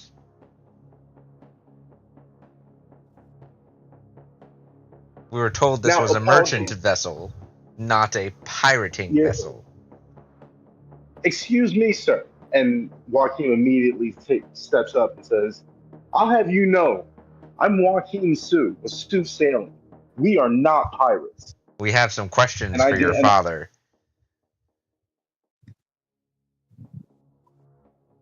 what business do you have with Dad? Well, our lovely... She doesn't give us a name to call her. Zara. Zara will explain that. She is with your friend in that building there. Once we get Okay. past this issue with the numbers, we will let you go see your friend. I mean, again, it's one person. If anything, you can chalk this up to a clerical error on my end. Make And he gives him a a persuasion check. okay.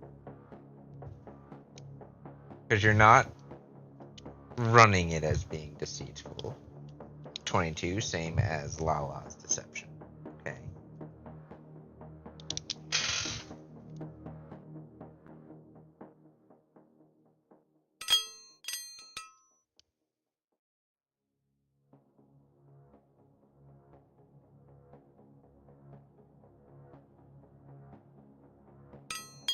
Those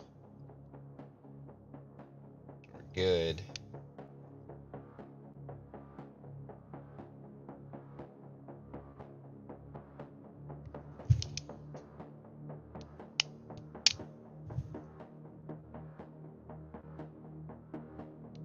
Have them all proceed to that building. The rest of you may proceed to the main building. And he kind of just narrows his eyes at you and at Kraka, Joaquin. Joaquin just flashes him the most charismatic smile ever. Thank you, sir. Do look us up if you're ever in the need for travel. To sailing. We'll see about that. And while covering Crocker's mouth, I usher him through. Okay. Since I can't say nothing and I'm walking through, I kind of flash the badge that I got from Lady Wren as I walk past. The guards don't pay any mind. It was more of I was trying to like get the reflection off the sun to like get in their eyes, but yeah, it probably okay. didn't work. Make a sleight of hand check.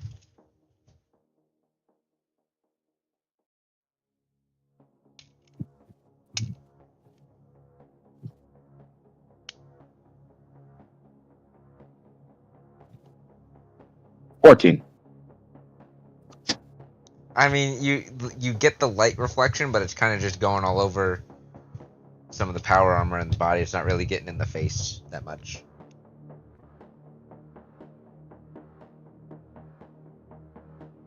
Yeah, I was just trying to be annoying. That's all.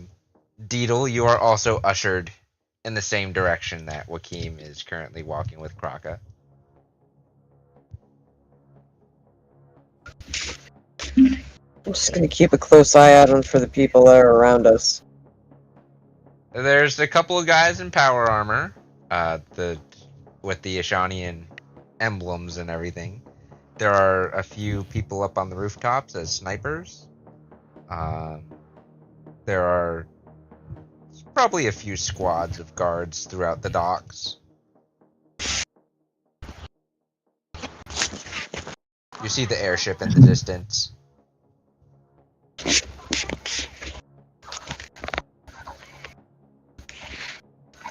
Alright, Lala. You have successfully passed yourself off as one of the rescued slaves. For now.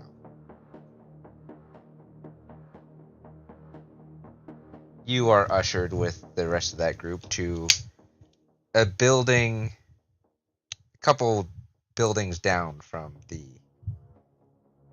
main building where everyone else is being led to. And there are some of the guards that are helping those that are injured and those that cannot walk on their own or are otherwise immobile to make it over to that building as well. These guards aren't heartless. They just seem to be on alert. But you, nevertheless, are also led over to that building successfully, passing as an undocumented rescued individual.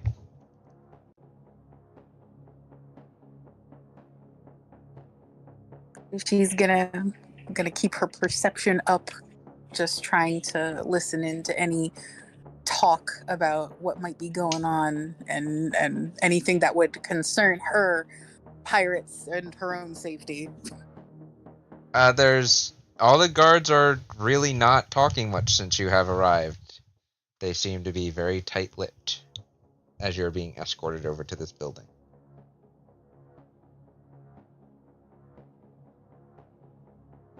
Yenor, you and Zara are just sitting here, waiting in awkward silence because Zara doesn't talk much. She's just brooding and staring through your soul. Then the door opens. These two, the two figures that you recognize from the boat walk in, lead in. Wakim, holding Kraka's mouth, and Deedle. No Lala.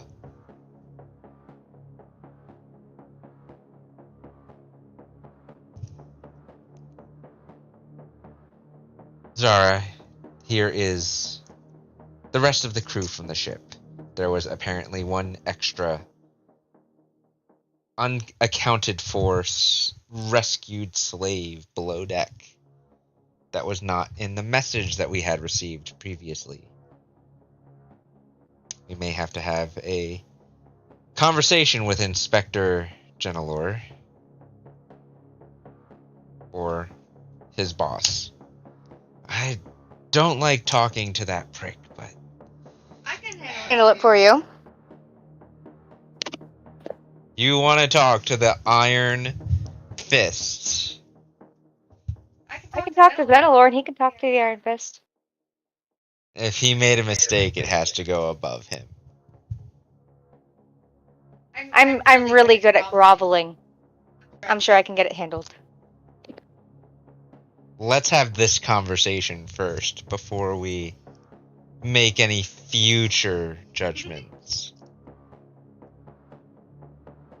She waves off the 2 guards that walk them in, and she waves off her clerk, who leaves, and they close the door.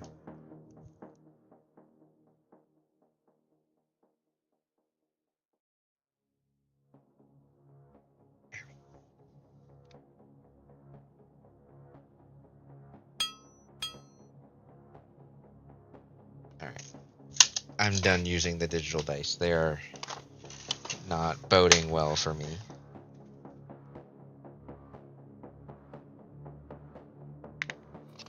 That's better. So, Detective Are you Yenor. putting the digital dice in digital jail? Yeah.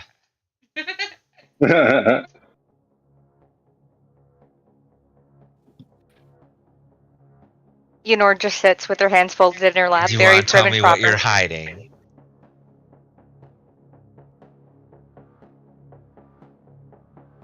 Do you and Bavin speak regularly or no?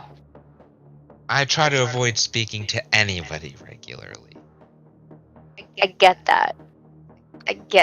However, I have a cottage on the other side of this island. Until this town started getting raided, I was in that cottage. sounds like so much fun. However, Bavin mistakenly gave me so much drugs. So much drug. Was he aware of the drugs? Now he is. He was not. Fake bottom, chest from pirates. It was a whole thing. Just raises an eyebrow for you to continue. So, A, I'm looking for where the drugs are coming from. B, I'm pretty sure one of my friends is with the slaves. And C, you have something that I want. She looks at you, and then she looks like behind and through you to your Yeah. friends that are back there. How about you? I move. Do you have anything to say? And she kind of looks at you, Wakeem. What are you gonna do, Kraka? I was gonna move Yakim's hand from my mouth. I wasn't gonna say nothing, but I was just gonna like I had enough of this. Get your hand off of my mouth. Joaquin does remove his hand, and then he'll look. First, he'll look at Yenor and kind of give her like a questioning glare, as far as are you lying? Almost trying to with that look, he would kind of be like, "Are we lying?"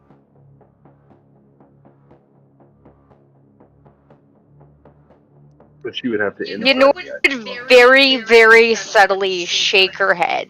Like, we're being truthful right now.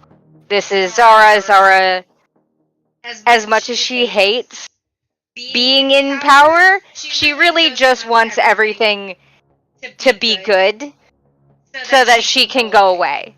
And she's going to do what she can to make it go away as fast as she possibly can. Usually that involves rolling heads. But not ours.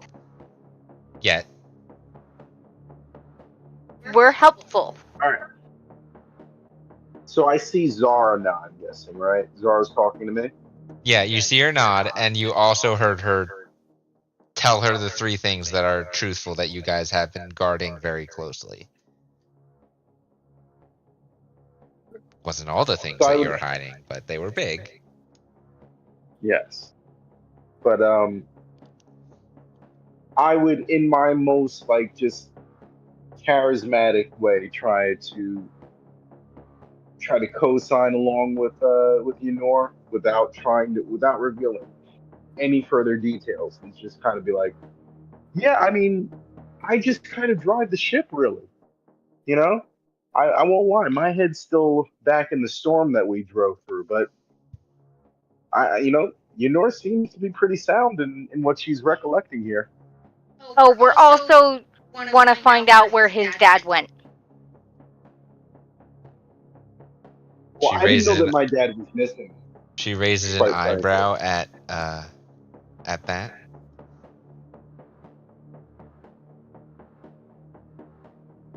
You are the son of Captain Sue. You're the second person to mention that. How do you know my father? Would you recognize his signature if you saw it? Absolutely. I've seen it plenty of times before. She raises an eyebrow at you again.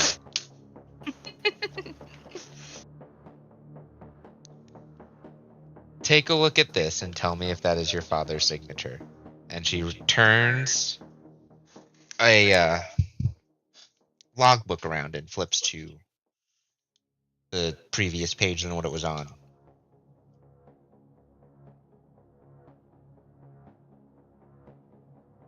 Does that in fact look like my father's signature? I'm gonna have you make an investigation check.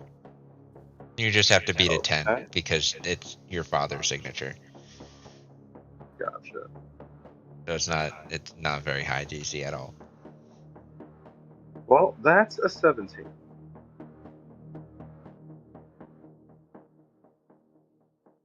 It's either your father's signature or someone else is forging his name.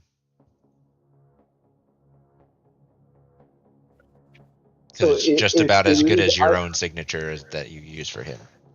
Sometimes. What are you talking about? So he would look at it and then he'd go a little bit wide-eyed. It's like, well, this is about as good as I could do. I mean, yes, this is his signature. Do you want to explain to me why pirates rose up from underneath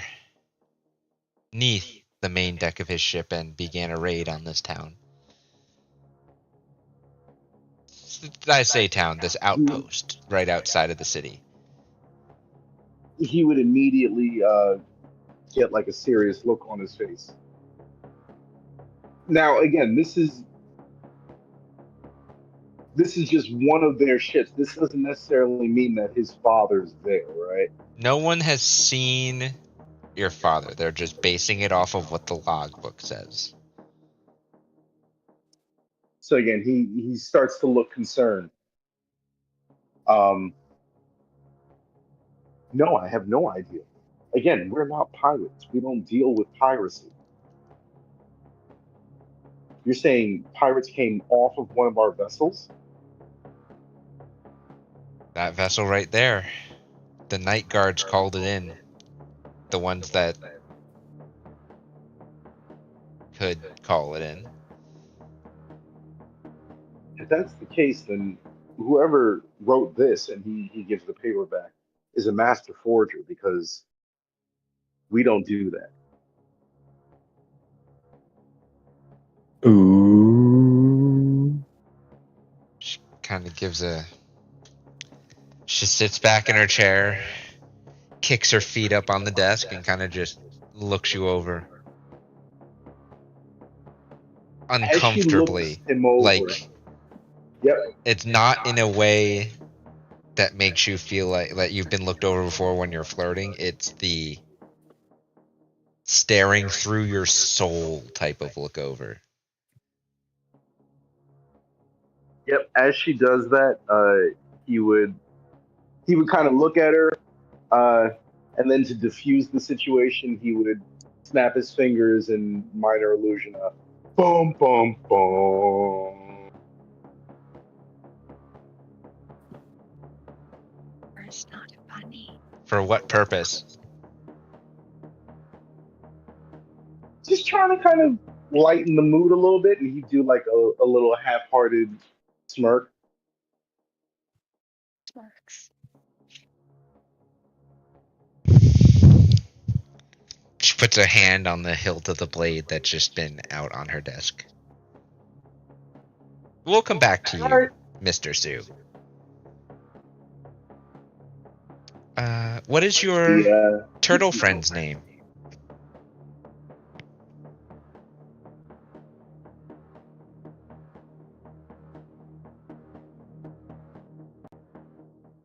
I kind of give Croc a little elbow. She's talking to you. Okay, and you told me not to talk.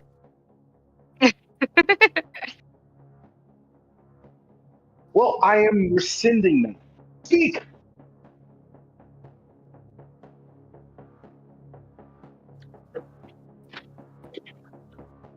Hello, madam. Just Zara. Don't. No madam, no miss, no ma'am, sir. Just Zara is okay. Oh, Zara. I am known as Kraka, but to be honest, I'm not even sure if that's my real name.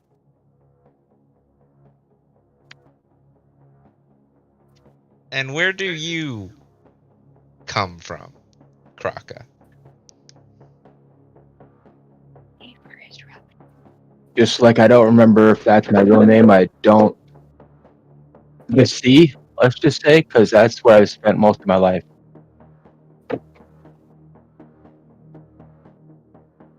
How did Yenor and Mr. Sue find you? How did you come under their employ?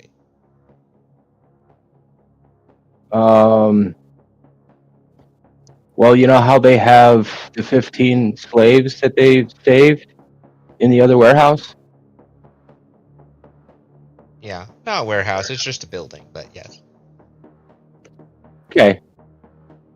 Well, I was one of the slaves from the previous rescue that I stuck around to repay the favor. Previous rescue. And she kind of just looks at you, Yenor. I'm such a do-gooder. I can't help it. Where exactly did they get rescued from? You know, I can't quite recall. It's been so long. Somewhere up north, probably. Make a deception check against her current insight. Ooh. I don't know what her current insight is. Who? Zara's. You know, or me? What I was I'm gonna trying to hero do. point that.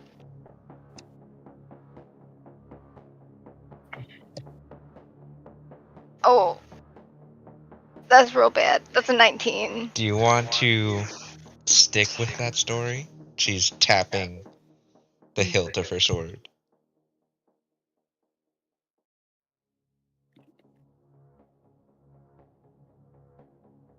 Yenora's gonna get a little flustered, and then she's, in the interest of protecting those who are dear to me, I found Kraka and his two friends and saved them from certain death. We'll come back to that. We'll come back to that. I'm not done with you. Or you, Mr. Sue. And For you. the record, Yes. that goes for the cat and the tiny tot over with the other slaves. Oh, I knew I didn't mishear Kraka there when he said the 15 slaves, not 16.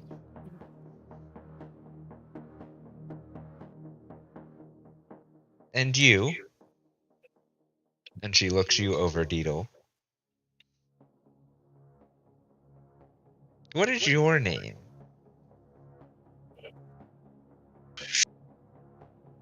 Well, my name is Diesel.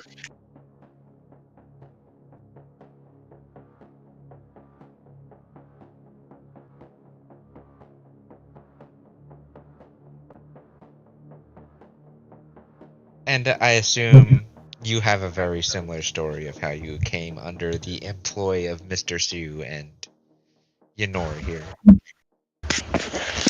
Yes, I do. Very interesting. By the way, Kraka and Deedle, I didn't get either of your last names. Diesel Shadow.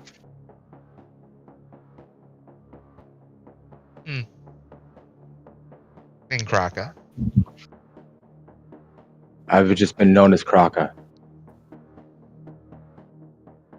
I don't think slaves have last names.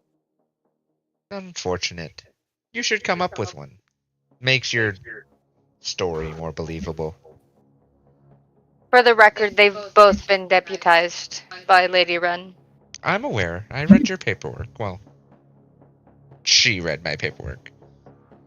I mean, we can all, if you don't believe me, we have 15 people you can go ask to see if they have last names. But I know what about that 16th one?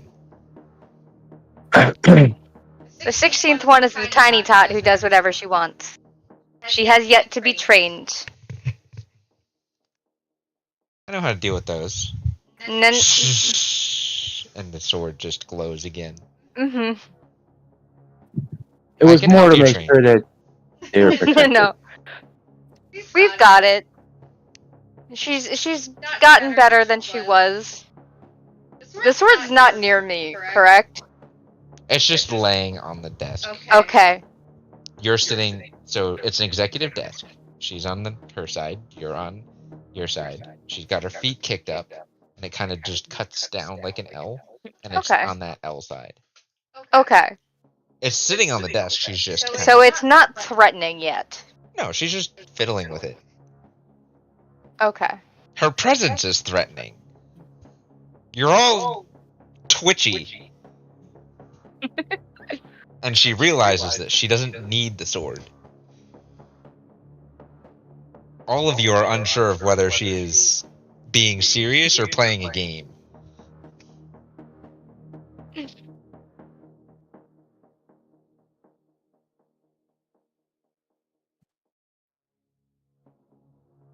Agent! One of the guys comes back in. Yes, Zara? Go pick up their friend that snuck her way into the other building and make sure that we have enough provisions for all of the rescued slaves. Get them looked over by some of our medics, some of our clerics. See if we can provide them anything more since they've been at sea for God knows how long. Of course, just leaves. Hope your friend didn't weave too many lies. Theo's only with them to protect them. I get that. She's grown fond of one of the boys. There are just protocols we have to follow after an attack.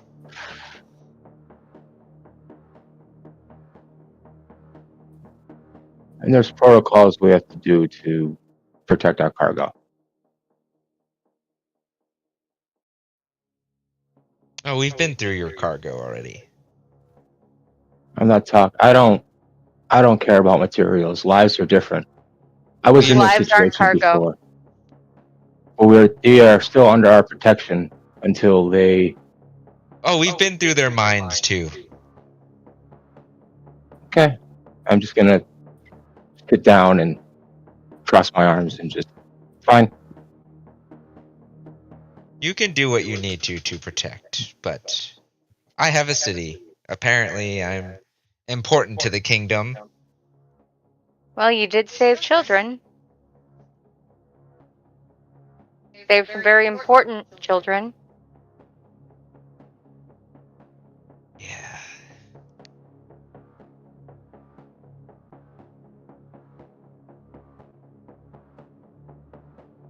She puts the sword down and deactivates it. Just keeps her feet kicked up and just kind of does the arms behind the head.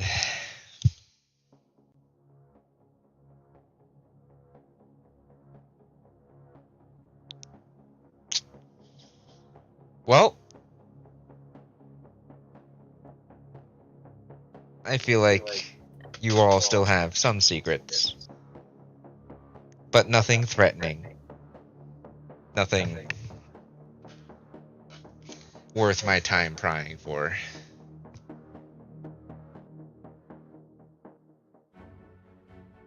So, why don't we get a little more relaxed? So we can have a discussion without the weight of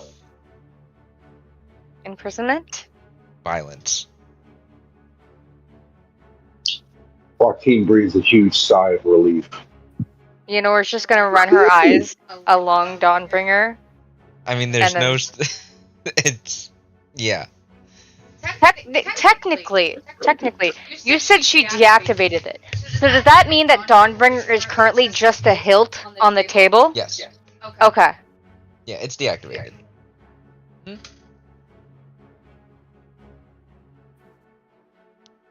We do need. I do need to wait for your friend to get here so I can speak with her as well. But from what our intelligence is saying and what all the people you have rescued are saying, your story holds up. There's still the question of that prison break and that coup with the pirate crew. We have no idea what you're talking about.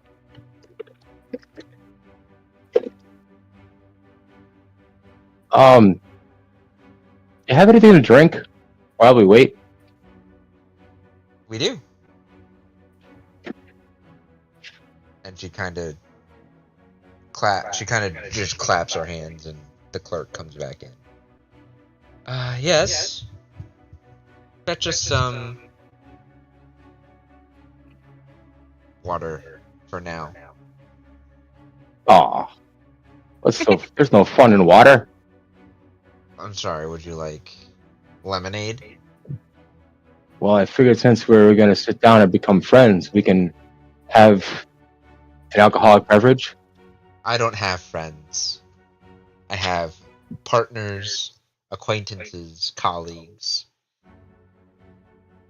I don't consider anyone really friends. That is... Can you rely on any of those people? To send me trouble? Yes.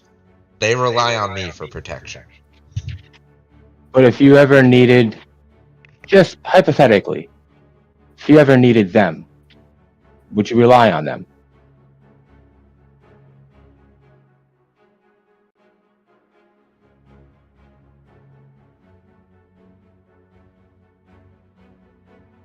What was it? Say that one more time? I said, well, let's just say, hypothetically, if you ever need them, would you rely on them? Sure. Then they would be your friends. Lady Wren would be so disappointed to hear this. Oh, Lady Wren knows my stance. She just insists that she's a friend anyway. Oh, hi, Lala.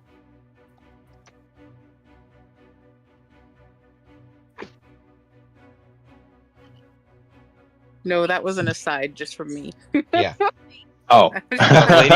Lady Wren knows this is Zara's stance on people in general. Well, Lady Wren as well as I do. Yeah. Lady Wren is very optimistic and just asserts friendship.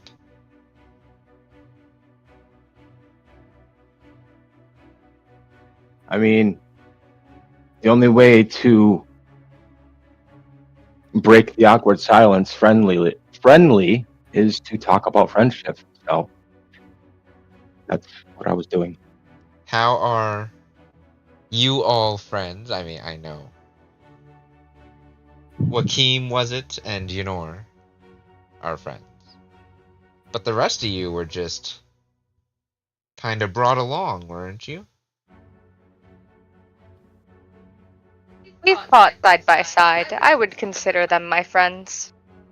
Well, from one of the reports, I would call that getting shot at a distance, but you survived. So I applaud you for that. Those who survive together thrive together.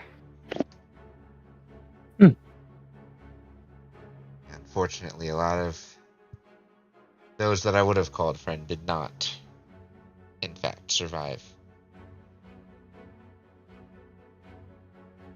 You hear a knock on the door, just a quick double knock.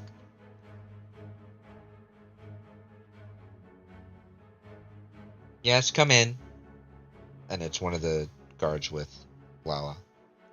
Now, Lala, you were taken to another building. While the building looked more like a processing center, like a police station or something, inside it was lined with beds, and it had food stores and whatnot. It looked like there were a couple of healers around, medics and clerics, like military medics and then regular clerics. All they were doing was intaking names, approximate ages, and giving everyone a once-over to make sure if there were any immediate injuries or if they could wait and get cleaned up first. There was someone going around making sure that asking the basic questions like how did you get here, what happened, etc. Everyone's story was relatively the same. Before they get to you, you are approached by a guard. Excuse me, miss. He just looks at him. I believe you belong in the other building with your friends. That's a weird belief to hold, but all right. I was sent over by our commanding officer, Zara, and who I'm assuming is your party leader, Yenor, to come get you and bring you over into the appropriate building. I assure you, these passengers will be cared for here until you guys are done with your discussion.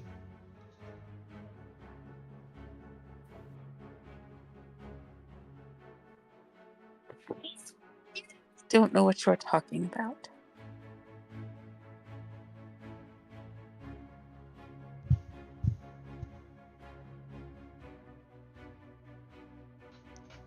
Make a wisdom saving throw.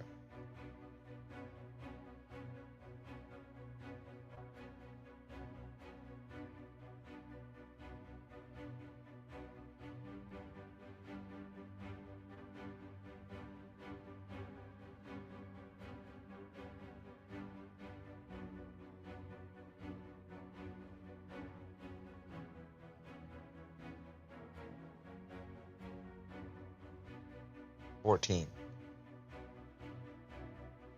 Yes. Sorry, somebody's giving me a really hard time about rolling.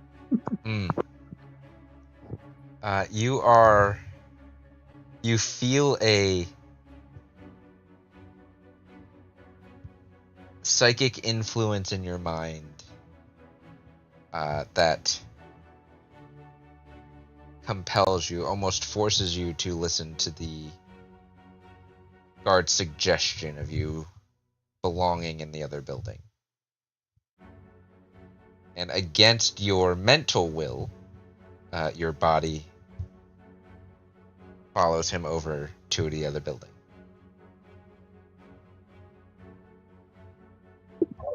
God damn it, chickens.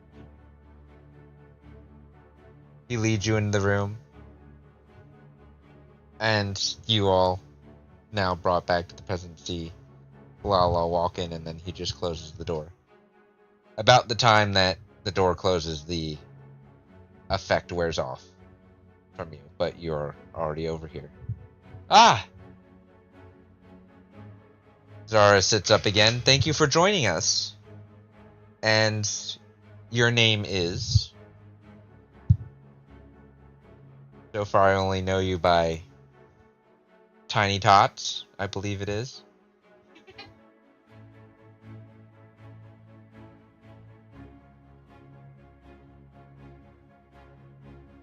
Becky. Make a deception check.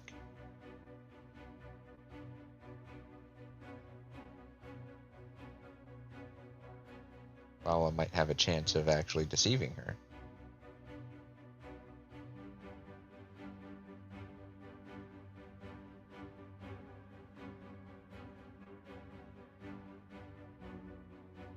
She narrows her eyes at you. Okay. We'll go with Becky. I understand being guarded. How did you come under the employ of Joaquin and Yenor here?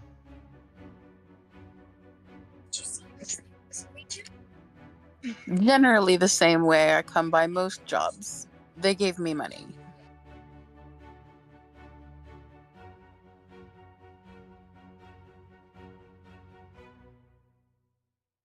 Where had you first made contact with them before they could give you money?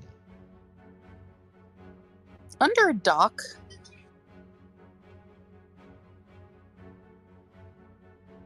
Not a lie. The half-truth, but it's the truth.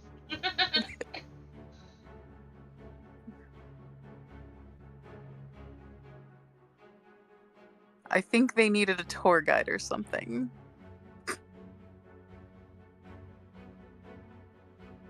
She looks back at you, Yenor.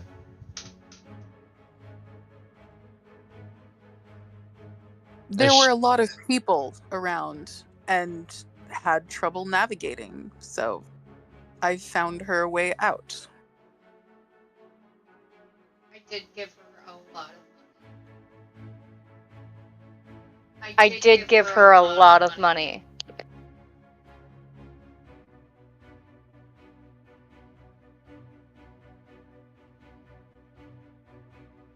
Still playing some cards close to the chest. Okay. How about this? Since I still have questions for Mr. Sue, Joaquin's father. You three, and she points to you, Kraka, you, Deedle, and you, Lala, are very suspicious. But I'm giving you the benefit of the doubt due to your company and the documentation we have received. Without that, you probably would have been arrested on site. And you are definitely up to something. I know the look. I've had it before. Myself. But for now, it's none of my concern. What brings you to the island of Curag? Because obviously you had no idea that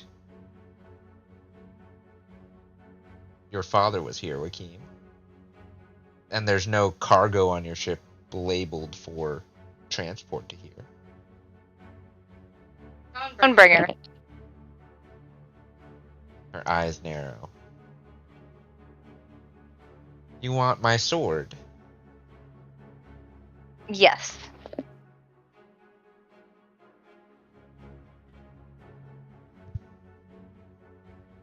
My goal at the moment is just to see these people to a safe shore and then repair my ship.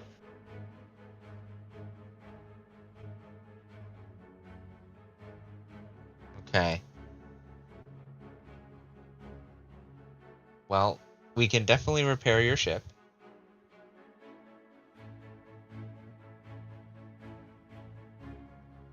We'll have to have a discussion later about Dawnbringer. She's getting a little fussy. I can handle fussy. I bet. And she looks at Becky. Yeah, I've gotten real good with fussy lately.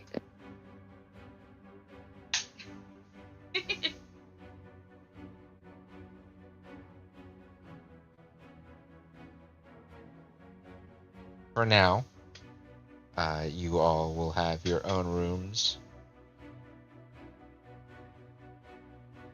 over in our officers' quarters. The individuals you rescued will be well cared for in the medical tent, medical building. We'll convene for dinner. I have some deliberations to go through and some calls to make.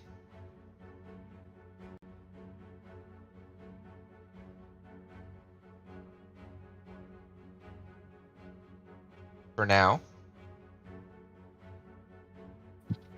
I appreciate the accommodations, but I would like to not be separated.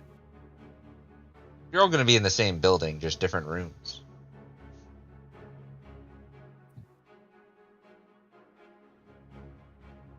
Mm.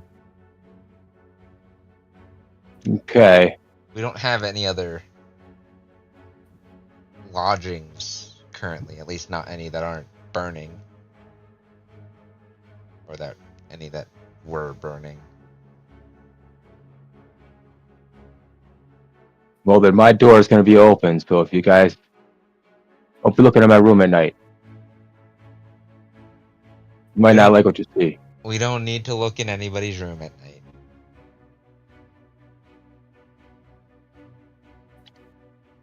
We'll provide you with accommodations and supplies and the materials to repair your ship, but you are not permitted to leave just yet. I was wondering if I might have a word about the pirate attack. What about the pirate attack? What seemed to be their goal?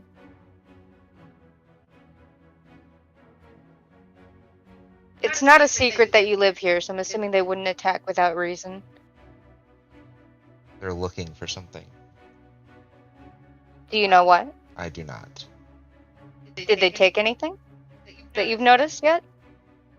Gold, other valuables, half of our armory. Was anything else in the armory? No. All the valuables are on that airship that's high up in the sky. Okay. It protects and patrols this island and the coast, but it does not interfere in combat unless absolutely necessary. It holds our vault and most of our power armor. Okay. The pirates did get away with quite a few caches of gunpowder and firearms. Caches of anything else? That maybe wasn't supposed to be here? Nothing that was in my records. We're still going through the debris, though. Was there simple shade here? Not that came through my port. Okay. But this pirate attack was just one of many in recent days. They're becoming bold. Are the pirate attacks spread apart, or they happen to be in the same area?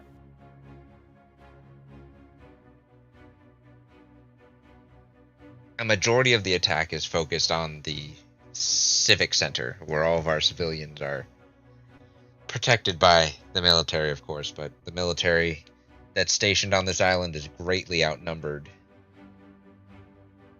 We only have a few contingents here. We're not the mainland. We don't have roaming armies.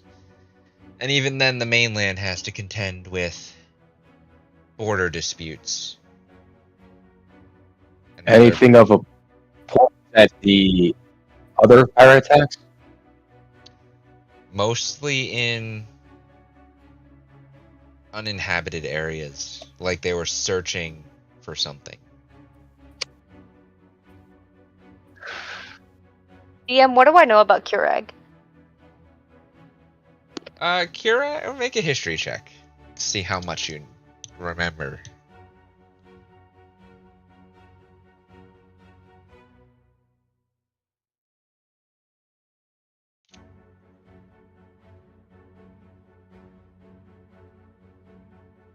Nothing. I remember nothing. You have the basics. It's an island city, completely flooded during the war, or during the primordial devastation. While the main city of Kurag is fortified and well built, there are these little outposts and fishing villages around, like the one you're currently in, which is a satellite for the military based here. Right outside of the city, it is only here due to the rich resources of the ocean for fishing. Then they transport it to the city for processing. This was only where the latest attack was, on this specific fishing outpost. No civilians are here. It's designed like a military outpost. It looked like it was well stocked. But there's nothing really of note that you remember about Kurag itself.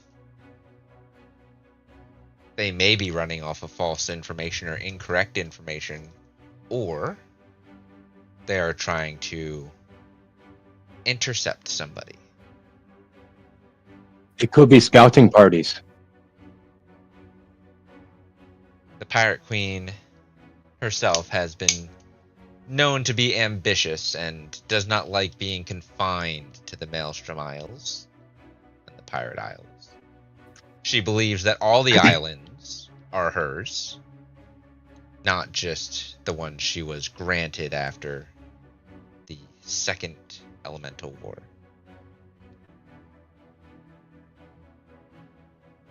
What I can share is we believe there's a larger force at work here that's not just the pirates.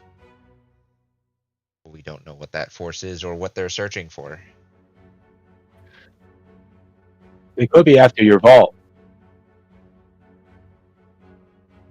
There are raids all along the coast of the mainland as well. I'm sure you've dealt with some raids in Zatha. There are raids all along the shipping routes, as Joaquin here can attest to. But they're getting bolder.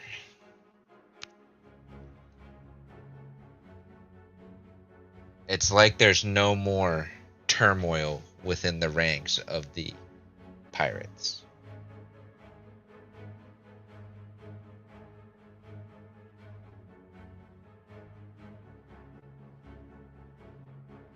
Is it the same patrols that respond to the pirate attacks? We rotate out, or at least the soldiers rotate out, every other week.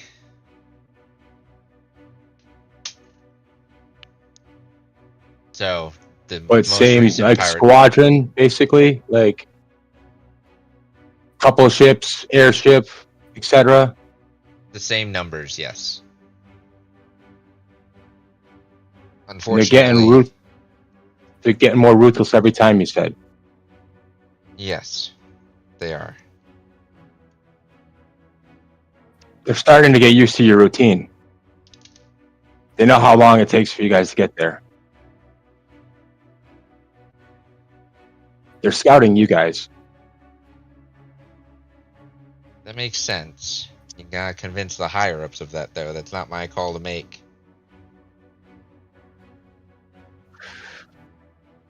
I was a slave to one of those pirates. I don't know if you ever heard of him. Poppy Fishhook? I have heard of Poppy Fishhook. You'll be happy to know that the Pirate Queen has denounced him and stripped him of all rank and title. Oh, He was seen as a coward for running and leaving behind some of his crew in the attempted coup, at least from what our intelligence reports say.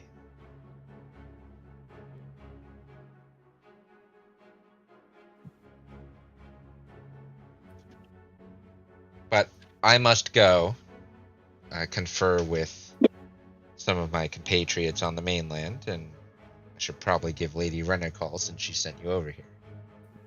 We can discuss this more at dinner. You guys can get cleaned up, rest up, check on your ship. You're welcome to check on the rescued individuals as well. You are under no threat here. If you have any problems with the guards, just send them to me. Excuse me, what about repairs? Already being worked on. Gratitude. Though we may have to pull some resources over from the main city, it won't be a problem. Well, we're happy to pay. Information's just as valuable as gold. So we'll see what terms we can come up with. And with that, she opens the door and walks out, leaving you all to contemplate among yourselves. At the end of that conversation, we're going to cut it there. That's a good cutting point. We are a little over, but that's fine. Thank you all for tuning in, enjoying, listening, all that fun stuff. We enjoy having you all, and we enjoy running these. We will be back next week at the same time. Hopefully everyone stays cool and does not blow out their electricity bill, because it's very hot out there.